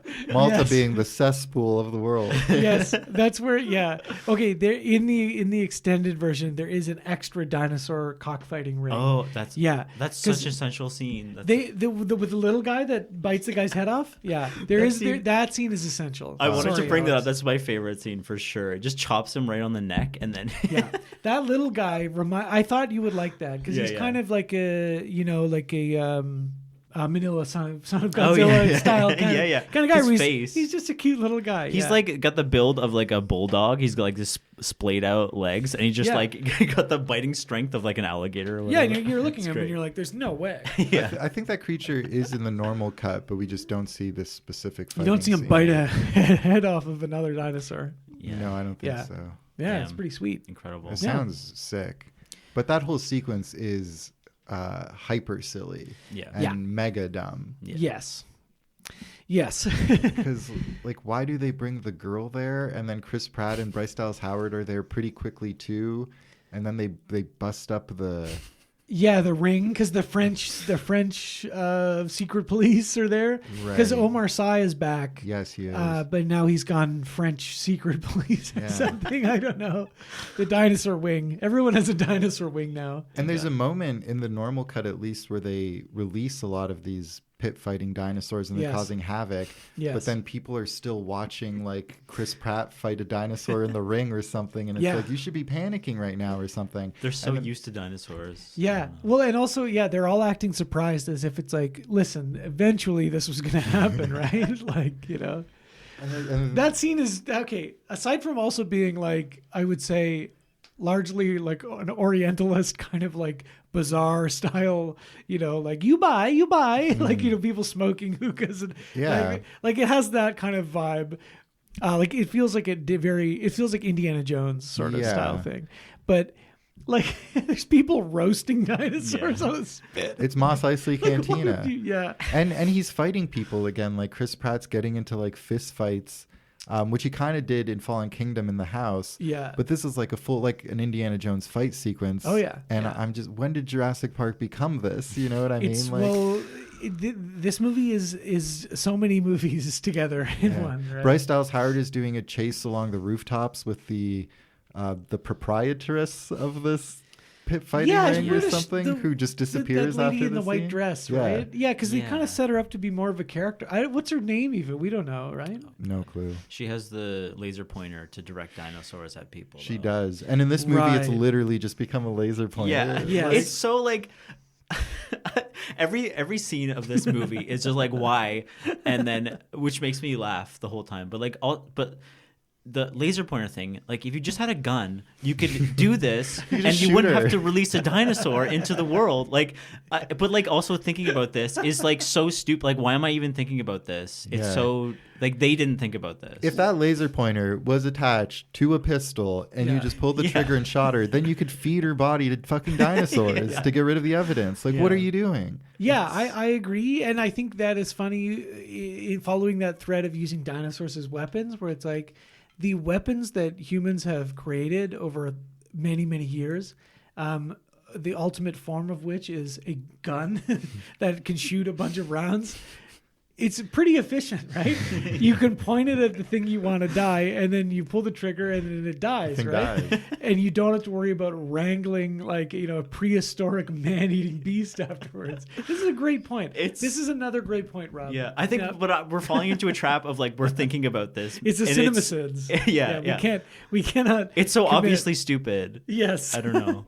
It's really funny though. They meet the character Kayla Watts, whose name I definitely didn't remember, played by DeWanda Wise, Yeah. who I think is another very bad character as well, because it's like it's that same thing where it's like dinosaurs haven't been around long enough for you to develop your whole persona of like like I'm a dinosaur trader and I'm a little sassy too, and like I've got Yeah. I'm like a very bad person who's trading in black market animal cruelty, but then makes a decision like that to be like, I'm good now. Well, I helped smuggle the girl. I feel bad about it. Or Yeah, something. I'm okay with a ginormous system of animal cruelty and death, Yeah. but human trafficking, that's where I draw the line. It's also like a small superficial thing, but she looked like she was wearing so much makeup, and I was like, this is like a rough and tumble pilot, but like literally, She really stands out for the back row where everyone's covered in shit. Yeah, it's Yeah, funny. it's- It's funny. That's a very Indiana Jones thing too. Yeah. Like Fleabag Jones in the new one, right? Yeah, Yeah. In all the whatever leather jacket and stuff. Yeah. like rough and tumble folks who are fabulous nonetheless. Yeah. It's very funny. Yeah. And and then she, I guess, serves the function of being like the pilot as well. And all that other stuff. So Yeah, once the thing in Malta is done and we never hear from those people again, they just go to Biosyn headquarters somewhere in America, I guess. Yeah.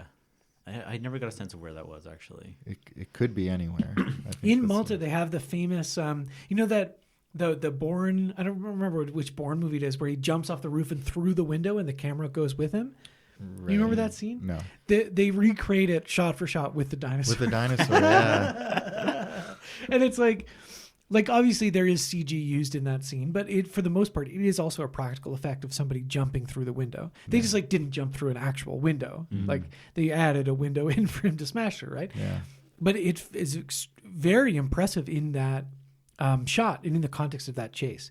When you recreate it with something that is fully CG, it doesn't really have that same punch, right? Also, that whole like rooftop sequence with Bryce Dallas Howard and the other woman like chasing each other, I just was like, I thought it was edited so poorly. It was one of those sequences where you're watching it and you're like, I don't really get a sense of space or like weight or anything. It just felt very felt rough. It felt hard to watch too. It was kind of like Yeah. Yeah. And the dinosaurs parade around and eat people. They eat the guy on the scooter. That's funny. Oh, I was going to mention that. That was really funny. Yeah. Because he's like, hi. And then they jump. But he's like going between two giant dinosaurs, and he's like, Yeah, and then he just gets headphones jumped. on. Yeah. that's life among dinosaurs, Yeah. man. Fail army. That's like me biking in the city with earbuds in. Yeah. Just like I could be killed at any moment. Yeah. I could be doored. A pedestrian could walk right in front of me. You're just at peace with it. Yeah. Just whatever happens. The pedestrians walking into the bike lane without looking either way. It bothered me for a long time, but now I just think it's funny. And I'll give them the ding ding, and then if they don't look, I'll just yell. I'll just say, get the fuck out of my way. No, I'm polite. I say, get the fuck out of my way. You stupid fucking. I say, look both ways before you cross the street. You stupid fucking Jersey Devils. You Jersey Devils. Yeah. I'm biking here. Yeah. Okay. So they get to Biosyn. They get to Biosyn. Tim Cook, CEO of Apple, who is awkward, gives them a tour. Oh, so his right-hand man, Ramsey something, right? Is Double agent. who's actually the mole on the inside, and who is brought Dr. Ian Malcolm, sex pest and chaostician, in on the job to I guess whatever help take him down from the inside. Yeah. Played by actor Mamadou Athi, I think. When we who first is in Elemental, the Pixar movie. We should watch that. Oh yeah, nice. I want to watch that movie because that looks really bad. Where it's like, I'm fire, I'm water. Give me a fucking break, eh? Like, come on. Anyway, good for him. Get the bag. Did you notice when we were introduced to Ian Malcolm, he's like giving a lecture or a speech to some people? Yeah. And he's just talking the same old chaos theory bullshit. Yeah, and they're all looking at him like, fuck me, Dr. Malcolm. And he closed it off with something like, I'm paraphrasing, but this is roughly right. He's like, in order to instigate change, we must transform human consciousness. And then he gets a standing ovation. It's like meaningless drivel and pablum. It's so fucking lame. Like, He sucks. He does suck. Like, these characters just kind of suck. Oh yeah. Oh, and yeah. And meanwhile, Dr. Ellie Sattler, Laura Dern, and Alan Grant, Sam Neill. They reunite. Reunite. Finally kiss. They kiss at the end. Yeah. So they're finally together, which is also stupid. Just makes me swoon. It was kind of like Clinton Merrill. Yeah. Did you cry? I was thinking. I burst out. I had to stop the movie and console myself. How many times? Be honest. 2 or 3. Something Yeah, like that's that. all right. Yeah. Yeah. It's tough. It is tough. Yeah. Well, yeah, like their plane goes down, right? Because it gets attacked by the pterosaurs, The defense system. Quetzalcoatl's. Yeah. The snub-nosed pterodactyls. Yeah. The pterodactyls with the dog faces. Yeah. Yeah, that scene was pretty crazy. It was dumb. It was dumb. Because again, it's like this movie posits these dinosaurs as like they want to fuck with you and be evil and cause menace. Where like they Most would of just them be are bad, animals. yeah. They would just Yeah. like be doing their own thing in the wild. Yeah. Yeah, which I think the first one, more or less, More than any of the others. more than for any of the sure. other ones, is more accurate about. 100%. Like the dinosaurs don't, with the exception of the end where the T-Rex saves the day because he is good Yeah. and is the main character and hero of the franchise. It's kind of a twist in that one. He's revealed to be the good guy. Yes, Yeah. exactly. They're not exactly. continuing a trend. Yeah. They're. Yeah. And the raptors are evil, but honestly, they're just hunting, right? They're smart. They're smart. They're just Exactly. hungry. They're like the theater goers to that movie you went to. They're just like, Oh, Have you seen those kids? Ooh, Timmy, Lex, yummy. The T-Rex. Do you want to go get some Timmy later? I'd actually prefer if we went to. I know this great Lex spot. That's them talking. The raptors are anti-heroes. The T-Rex is a hero. Yes. And then Sure. every other dinosaur is an antagonist. Yeah, pretty much. Except the Triceratops, who's sick because he's friendly. He's the most like relatable. I think. I agree, That's yeah. the human stand-in. I feel for that. He guy. yeah, it's when you eat the bad mushrooms Yeah. and you have to lie down. You leave a big pile of shit somewhere near you. And your friend has to go through it. Like, oh, looks like Rob ate. What the have you bad been mu- eating, Ben? Is this West Indian lilac? Someone at the hotel the other day was ordering something and they were asking if there was West Indian lilac in it. I said, no, of course not. Yeah. That plant's been extinct for thousands of years. Fucking idiot. Also, you ordered a club sandwich, asshole. Yeah, she gets Bryce Dallas Howard gets ejected and whatever, and they crash, and then she's in the forest. A bunch of dumb shit happens. With the blind nail guy. Yeah, and then Kayla, she might as well not have a name, Yeah. but I guess Kayla Watts and Owen Pilot Grady and Chris Pratt. end up on the ice, and there's a dinosaur that then goes underneath in That made the me ice. laugh so much. That scene is ridiculous. That I remember in the theater being like, I think this is one of the silliest. This might be as silly as it What gets. were they? What is the the dinosaurs like hunting plan is to like go underneath the ice? Yes. That's the like the thought out hunting style that it's adapted to in this modern world. Yes. It I'm was thinking about this too much. I think it was more accurate. It had feathers. Yeah. It did. Raptors did have feathers. But Yeah, and it swam very fast Swam under very the well. ice, which raptors also used to do. Well, iguanas can swim really well, so I wouldn't be surprised Exactly. true. if raptors. So they're like gonna knife fight it on the ice. Yeah. Anyway, I don't know, and then they get out. And they have the hyper-powered tasers. Yes. Which is- She likes to tase the dinosaurs. Yeah, again, because she used to be an animal cruelty aficionado, right? Who made probably a very good living torturing dinosaurs to death. leading dinosaurs. Just want to make sure I'm just holding everyone accountable, okay? Yeah. Owen Grady also used to be in the military, where surely he killed innocent people as well. Just think about it. Yeah. Yeah. Okay. And Bin Laden. He did. He is canonically the SEAL Team 6 member who shot Bin Laden in the head. No, they used the laser pointer and a raptor raptor tore his ass up in that compound. I'll never forget Obama's speech. Like the Raptors got him. We deployed a team of Raptors, and we got them. They tore him to shreds. Yeah. Oh, what a day, eh? Yeah. Yeah. Anyway,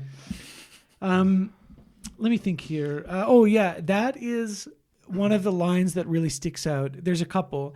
So when they get away from the ice swimming dinosaur, Chris Pratt says, "What an asshole!" Very good. What an asshole! Very good. Which He's only, so right about that. Well, yeah, which proves that the dinosaurs, we have projected, we've anthropomorphized them and applied human emotions and his and best motivations to them. His best friend's Blue, the raptor, who's not an asshole. That's Maybe right. that's why that's his gauge. Yeah, not all raptors are assholes, Yeah. I guess. I was getting a bit of romantic vibes between Owen and Blue. He's kind Right- of romantic. right at the yeah. end there, Yeah, especially. Oh yeah, definitely. Yeah. There's another scene too where Jeff Goldblum, like one of the burning insects, falls onto the roof and he says, "That's bananas."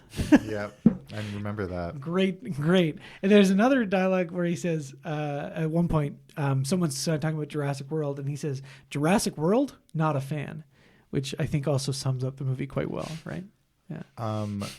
I made a note because I felt it really represented the shift in this character's arc. Yes. But B.D. Wong's hair and cardigan. Yes. Yeah. Okay. We have to talk about Yeah. this. We have to talk about this. So Henry Wu, that's his name? Dr. Henry Wu. He's back. And again, he's undergone a massive fucking personality sea change from the last one where he was basically like the second lieutenant to the main antagonist people. Yeah. And now he's like the exploited biosyn worker who's like, this needs to stop or whatever. And Yeah. it's like, what? This guy's, the mental gymnastics this character goes through and the like changes, crises of consciousness he has is just insane and dumb. But we know he's a good guy because he's got shoulder length hair and a really comfy cardigan. He's cozy now. He's in his cozy era. Yeah. He, He's in his cozy he feels for people now. He regrets Yeah. what he's done. Well, I'm glad you brought this up because I want to say, and I don't think this is a particularly hot take, although I also don't think it's one that anyone would necessarily put that much thought into. But I think Dr. Henry Wu in the first movie, perfectly fine character, right? Sure. His motivations, we're unsure. He's of them. employed. He's Yeah. He works there. But I think it's a good performance, right? It's one scene. Sure. I think there's a bit of there. I think he's not. I wouldn't say he's menacing, but there's a bit of hubris that I think comes across in his voice, where he's kind of when Malcolm is grilling him on like the dinosaurs aren't they going to reproduce, and he's like, well, they're all female, like idiot. You know what I mean? Sure. I'll give you that. Not a bad character. Okay, I think now his performance, it's not his fault. He's not given very much, but I think Dr. Henry Wu in these three movies is one of, if not the worst character in cinema history ever of all time. I think it is one of the worst, most frustrating characters in any movie ever made. And I'm including movies where people play Hitler, where people play no. You know, I'm just The kidding. Mothman. He's worse than the Mothman. I think I'm going to say it right here that he is worse than the Mothman. I would say is somewhat benevolent, actually. Okay. I mean, no, he warns people of disaster. He's neither Does he good cause nor them? evil. We don't know. Yeah. no. Yeah. I'm inclined to agree with you just because Henry Wu was like forced on us in these movies. You know Yeah. what I mean? Like nobody Yes. wanted him to be back. And if they Well, brought him back, it'd be like, oh, nice. He's He still can- around. He can be back. It's just that they need to give him something. He needs to be a character instead of he's so wishy-washy, like loser. He's a loser. He's a patsy for the filmmakers. So Yeah. he can be whatever they need him to be to fill He's a role. He's a drip. He's a downer, and he's a loser and a cuck. I'll say as well.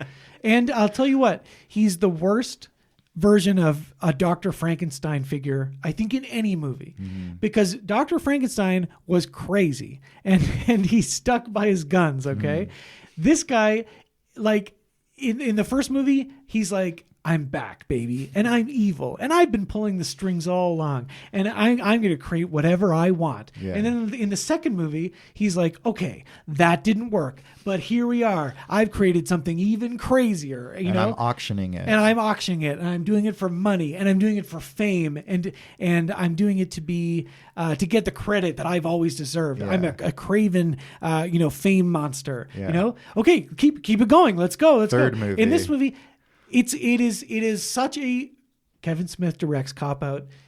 It is such a cop out that they're like, I want to give him a happy ending. Why? He doesn't deserve it. And I swear to God, in this movie, with his stupid long hair and his comfy cardigan, as soon as I saw him, I just wanted to murder him. You know what I mean? And when he shows up at the end, it is so pathetic. He's a sniveling, groveling little worm where he's like holding his research. He's like, please give me a second chance. I can stop the locust. I didn't do anything wrong. And, and Jeff Goldblum correctly is like, this guy, why not this guy? It's always this guy. Shoot he him. says. Yeah, kill him. yeah. No, prosecute him to the full extent of the law. He should spend the rest of his days in dino jail. That's me banging the gavel. And furthermore, the end of the movie, his redemption scene where he releases the genetically altered locust that will then make all the other locusts change the rest of their genetics. Change the rest of their genetics. And he's out in the like cornfield or whatever, and he does the like LeBron James, I can't believe this is my life kind of thing, where he puts his hands on his head like, wow, and he puts his arms out like, yeah, I did it. And there's voiceover newsreel that's like Dr. Henry Wu, who like saved the day and like credited the dead clone girl's mom, blah blah blah. And he's like, yeah, I finally did. Everyone likes me now. And I swear to God, I have never been more infuriated by any character in history. I completely agree. He is a disgusting man. He is, and he deserves a like vicious dinosaur character or death. locust mauling. He deserves he should be ripped apart by locusts. All those little mouths just ripping off his flesh. Exactly. Yeah. And it should talk about an extended edition. They should push it to an NC-17 Mortal Kombat fatality style, where they rip him his flesh, piece by piece. You as see you were them saying, eat his penis. You see them eat his penis and his bum and his bum hole and everything, and you see all of it. And then he's still alive somehow, and he's all just like kind of Hellraiser turned inside out, like nerves and flesh and skeleton, and he's like, oh no, and then some other dinosaur eats him or rips him apart, like the T-Rex or one of the other ones. I don't care, but he deserves it. Absolutely, he deserves it more than Tim Cook, who dies by the spitting guys. Yeah. Yes. Yeah. Like 2 or 3 or 4 of them, which is kind of funny. Yeah. Those ones are fully animatronic, eh? Nice. Yeah, that one they didn't even create a CG model for it. That is full on dino DNA. Yeah.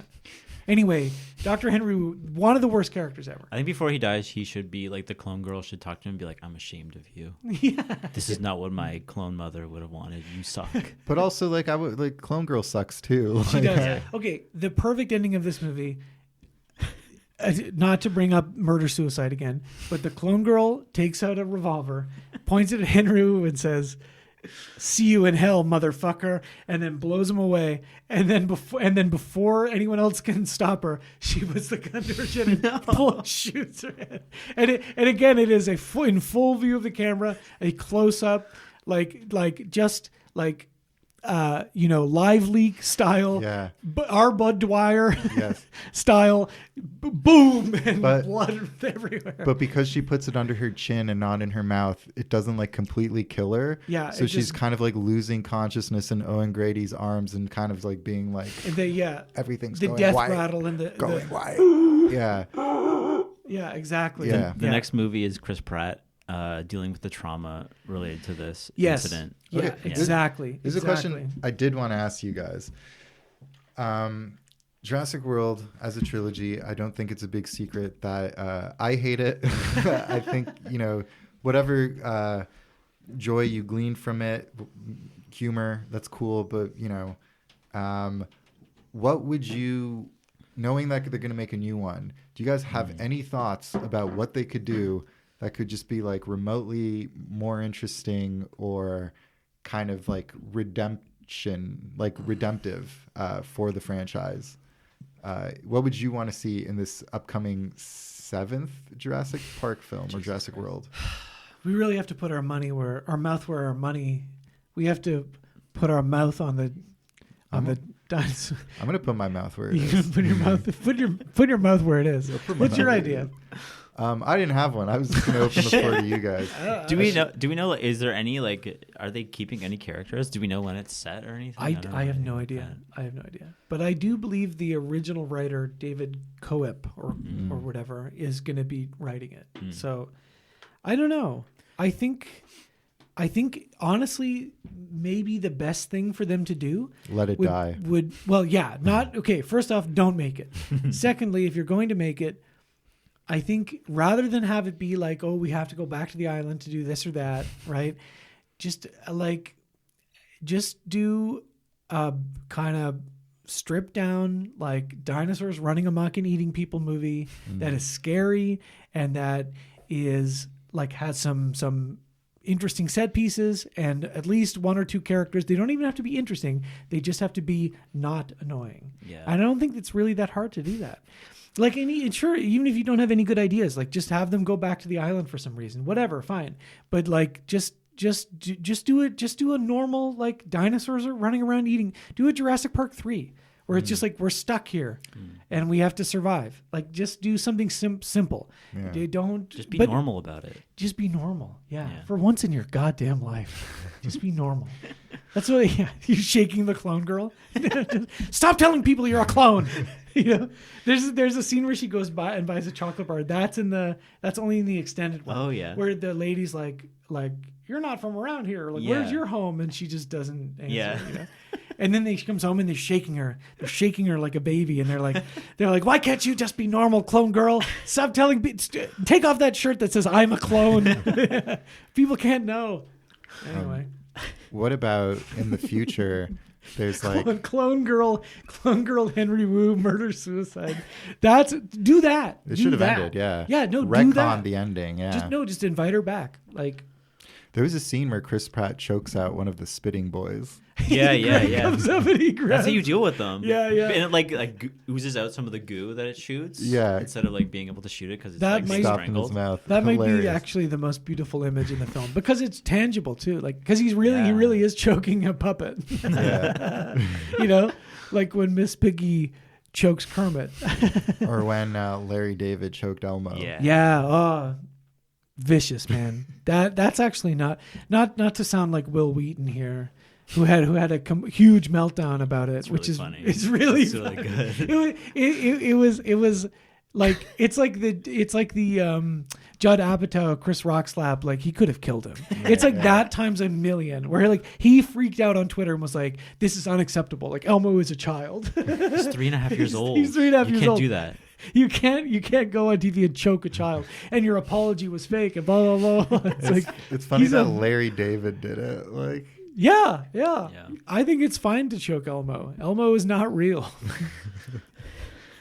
Sorry, if that's a spoiler, I apologize. Anyway, no, my idea is abandon it. it's not a Yeah. bad one. Yeah. Other than abandoning it, I think just like some like scientists on an island dealing with some invasive like dinosaur species while dealing with like some like family drama, I think would be the perfect sequel. Sure. Like the smallest, most boring thing, I think would be the best.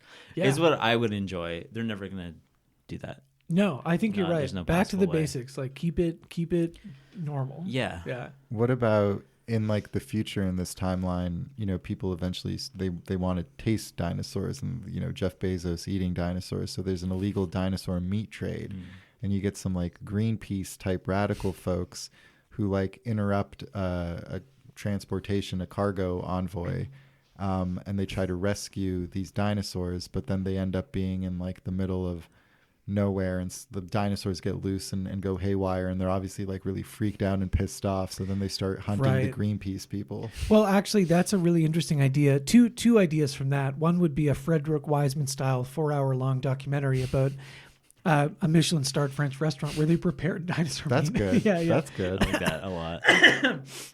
Secondly, I think what would really be good is if the dinosaurs were anti-woke. And so the do-gooding liberal Greenpeace guys go to rescue them, Yeah. but then they end up getting eaten Yeah. by, because the dinosaurs are attracted to eating woke. Yeah. They can sense it on you. You couldn't make that movie today. Oh. It's too woke. It would be too woke for people. No, I think you're right, Ben. And the best course of action would be let these movies die like the dinosaurs died. Yeah. Let them go Should we draft extinct. an email to them? To like Sure. maybe, Yeah. Yeah. maybe just put a stop. On the official franchisee's letterhead Yeah. Yeah. with the stamp. Signed, Yep. signed to Turnbull, the cropped. Yeah. And Alex, what was it again? Remorseful, I think. Yeah. You'll be remorseful, extra remorseful in July 2025 when we Yeah. have to go watch it. We will be there though, and we will do an emergency episode of the show. Emergency. Yeah. What does an Right. emergency episode look like? Do you bring all this equipment into the theater? We could Dude. do a live reaction. That'd be yeah. hilarious. Everyone else is like, Talking what through the the- fuck? But then they're like, oh, wait, it's the franchisees. Yeah. Let Hey. them cook. Yeah. Do they know? Let them cook. They're Yeah, riffing exactly. so hard right now. Yeah, Don't stop them. They're riffing at a level that's freaking sublime. Yeah. Our eyes roll back in our heads. Is that an Al Pacino impression I'm hearing? Dino DNA. Yeah, everyone ends up paying us like for enhancing their movie going. Yeah. So Hey, it's here's like $5. yeah. Here's one of the new coins with Charles on it. I haven't got one yet. I'm gonna go out and try to spend a little Boycotting them. pocket change and get some Charles coins. Charles has cancer. Yeah, the coin's not gonna be around for very long. That's why I wanna keep them. You know, Yeah, true. it's too late to stop the mint. I called the mint and I told them. I said Mint? I called the Mint, the Royal Canadian Mint, and I said, "Do you guys see the news? You got to stop minting. You got to stop minting." And they said, "It's too late, man. Once you turn the machine on, it just goes chugga chugga chugga chugga, choo choo, and then the coins pop out, clink clink clink." And like the dinosaurs, they spread all around the world, no matter. Exactly. Yeah. And And there's a you can't control montage of it. people getting the quarter in their change and looking at it, going, "Ugh." Yuck. And the coins at the mint do come out of like a slot machine-esque slot. You know, it's like they all just kind of pile out. Yeah. Bonus. All right. All right, chuckleheads. Yeah, let's fucking wrap this shit up. In a swarm of a million genetically enhanced locusts, how many locusts out of a million? 0. 0 out of 1 million. Yeah. I'll give it like 100,000, like the equivalent of like 1 star. Yeah, 100,000. Sure. I was gonna put in like 800,000, but then like so many of them caught fire, and because Laura Dern was trying to like burn them up. I can't remember what happened in the movie, but they're all burning. They're like filling the sky. It's fire in the sky, and almost all of them died. I can't count exactly how many, but around 400,000, I think. Yeah. Okay, that's fair. It was pretty biblical Yeah. when all those locusts died. They're so big. They're big locusts. They're really big. Yeah, I wouldn't like those very much. And they do catch fire for some reason. Yeah, I but they're can't- still can't tell you flying why. and then like dropping out of the sky. Locusts are flammable. Oh, yeah, true. Yeah. Yeah. Personal experience. Yeah. Well, when I grew up in the farm in Saskatchewan, sometimes the plague of locusts would come in and eat up all the crop, right? And you have to go and burn the field to get rid of them. But you have to like kind of with the tractor like plow a section of it around, right? So that it's a controlled burn, right? And they all fly in the air and they are on fire. Yeah. Oh, cool. You can see it. I'm trying to remember if that was a memory of mine or if it's from the movie Days of Heaven. Yeah. I have this problem a lot because they shot that in Alberta, which is awfully close to Saskatchewan. I'm choosing it was your personal memory. I think so too. Yeah. Yeah. Because I remember I was Richard Gere and I was there with my sister and my lady friend who we were pretending we were brother and sister for some reason. I don't remember why. But then Sam Shepard was there and he was so sexy and he wooed her. And then I ended up getting shot. I think that was me. Yeah, that sounds like you. Anyway, Days of Heaven is a good movie either way. Let's rank these pieces of shit. Yeah, you want me to go? I'm ready. I got this locked and loaded. Go for it. Okay, there's a 2 and 3. I think there's some interchangeable aspect to that. But for the fun of it, and because I think this is how I actually feel, I'm going to go from best to worst. Okay. Okay. All right. Best Jurassic Park. No. Whoa. Okay. Then we're Huge. going Jurassic Park 2, 3, Jurassic World, Jurassic World Fallen Kingdom, Jurassic World Dominion. Wow. That's right. For the first time in franchise's history, I think, right? Yeah. Well, maybe Die not. Hard? I mean, no, Die Hard. Oh, maybe Die Hard. Yeah. It's not important. I guess it's actually, this actually makes more sense. It's really not that anomalous, is it? That it just gets worse and worse, The right? law of diminishing return. Yeah. It's chaos theory. Right? It's simple chaos. chaos theory. It's simple chaos theory, yeah.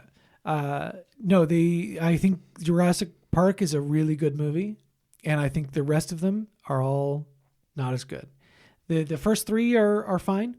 I do not really like the new ones, and I think they get worse and worse as they go along. Mm-hmm. So Jurassic World, I think because I had watched the other two after, revisiting it, I was like, this really isn't that bad. In a vacuum, though, it is bad. Yeah. And I don't like any of them. What do you think?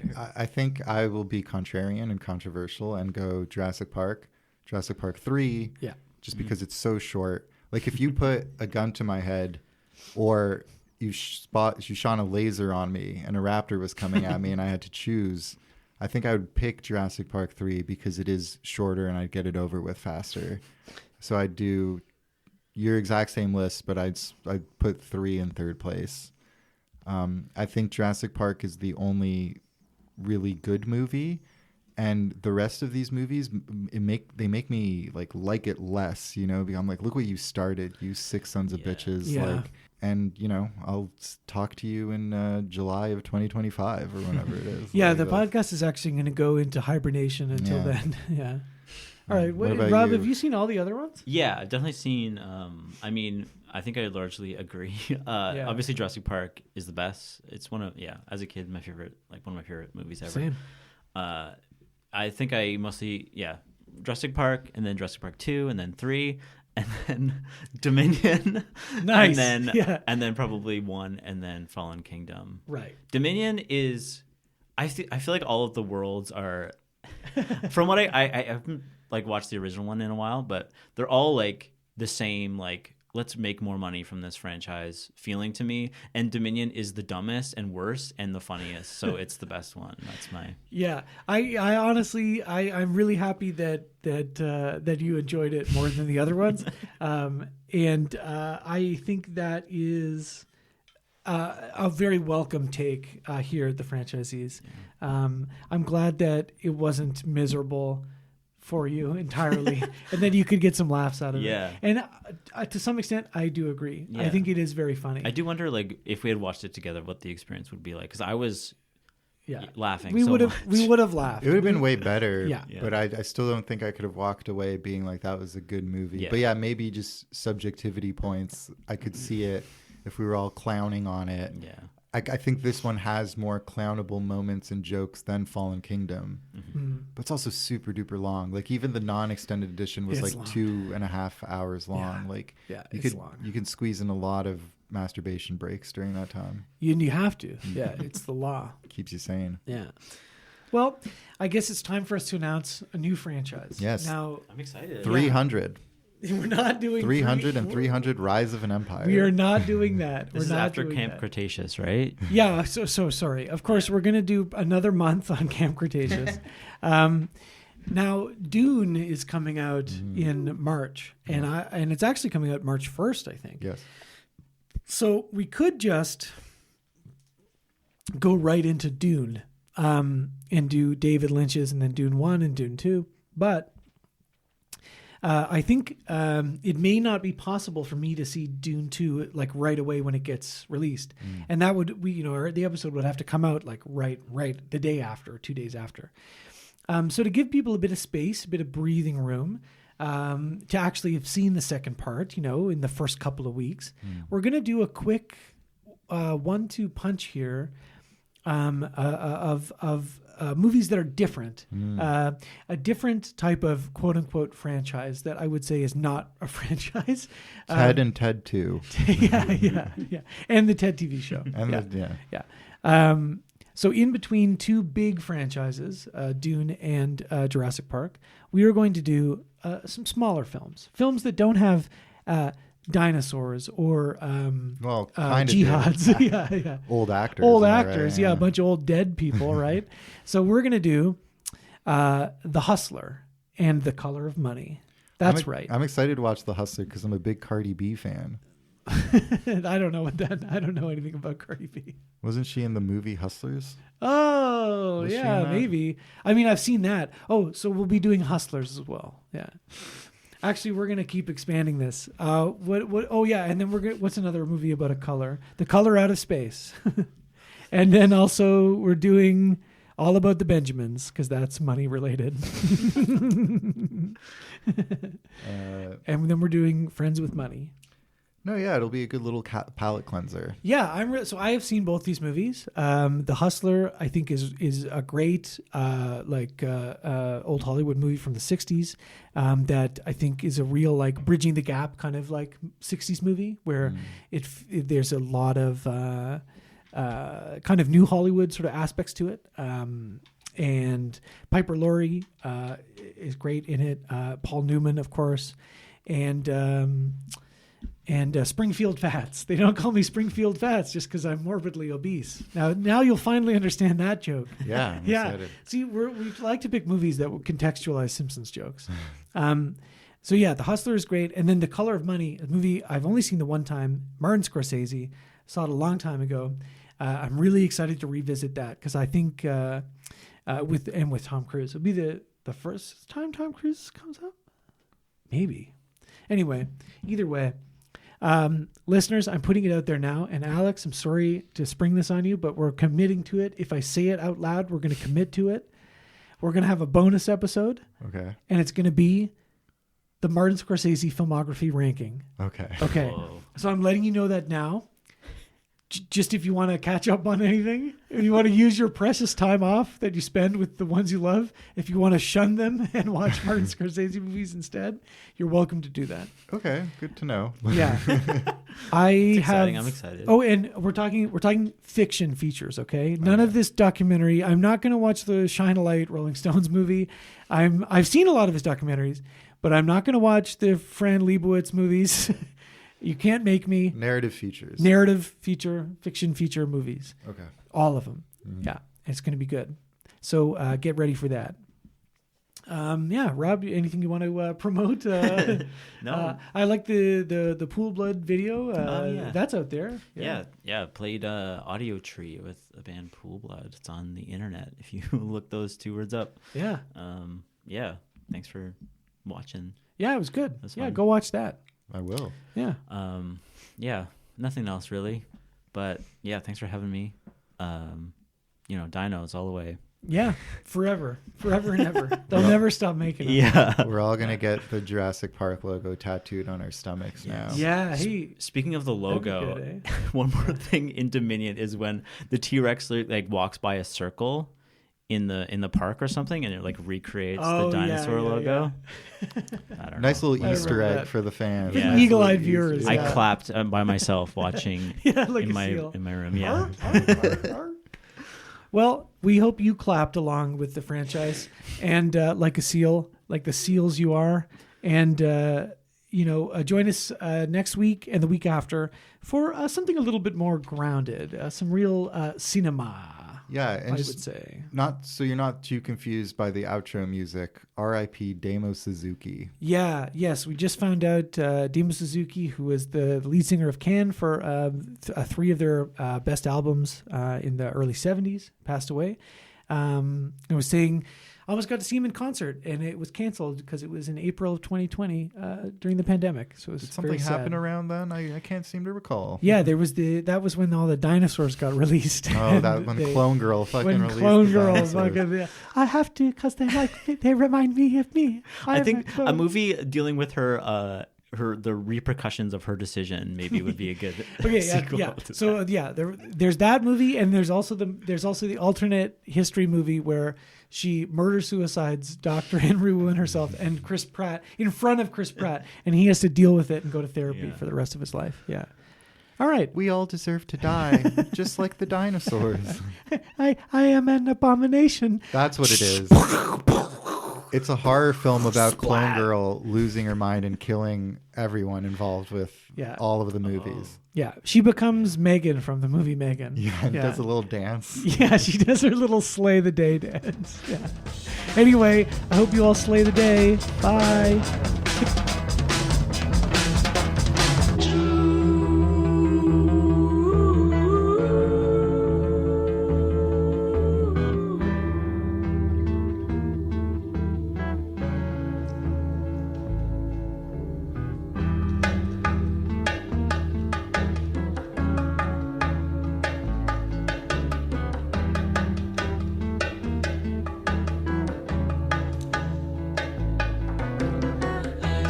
Madness is too good like Mother's cut. Tell me what's the price of your life. Tell me what's the price.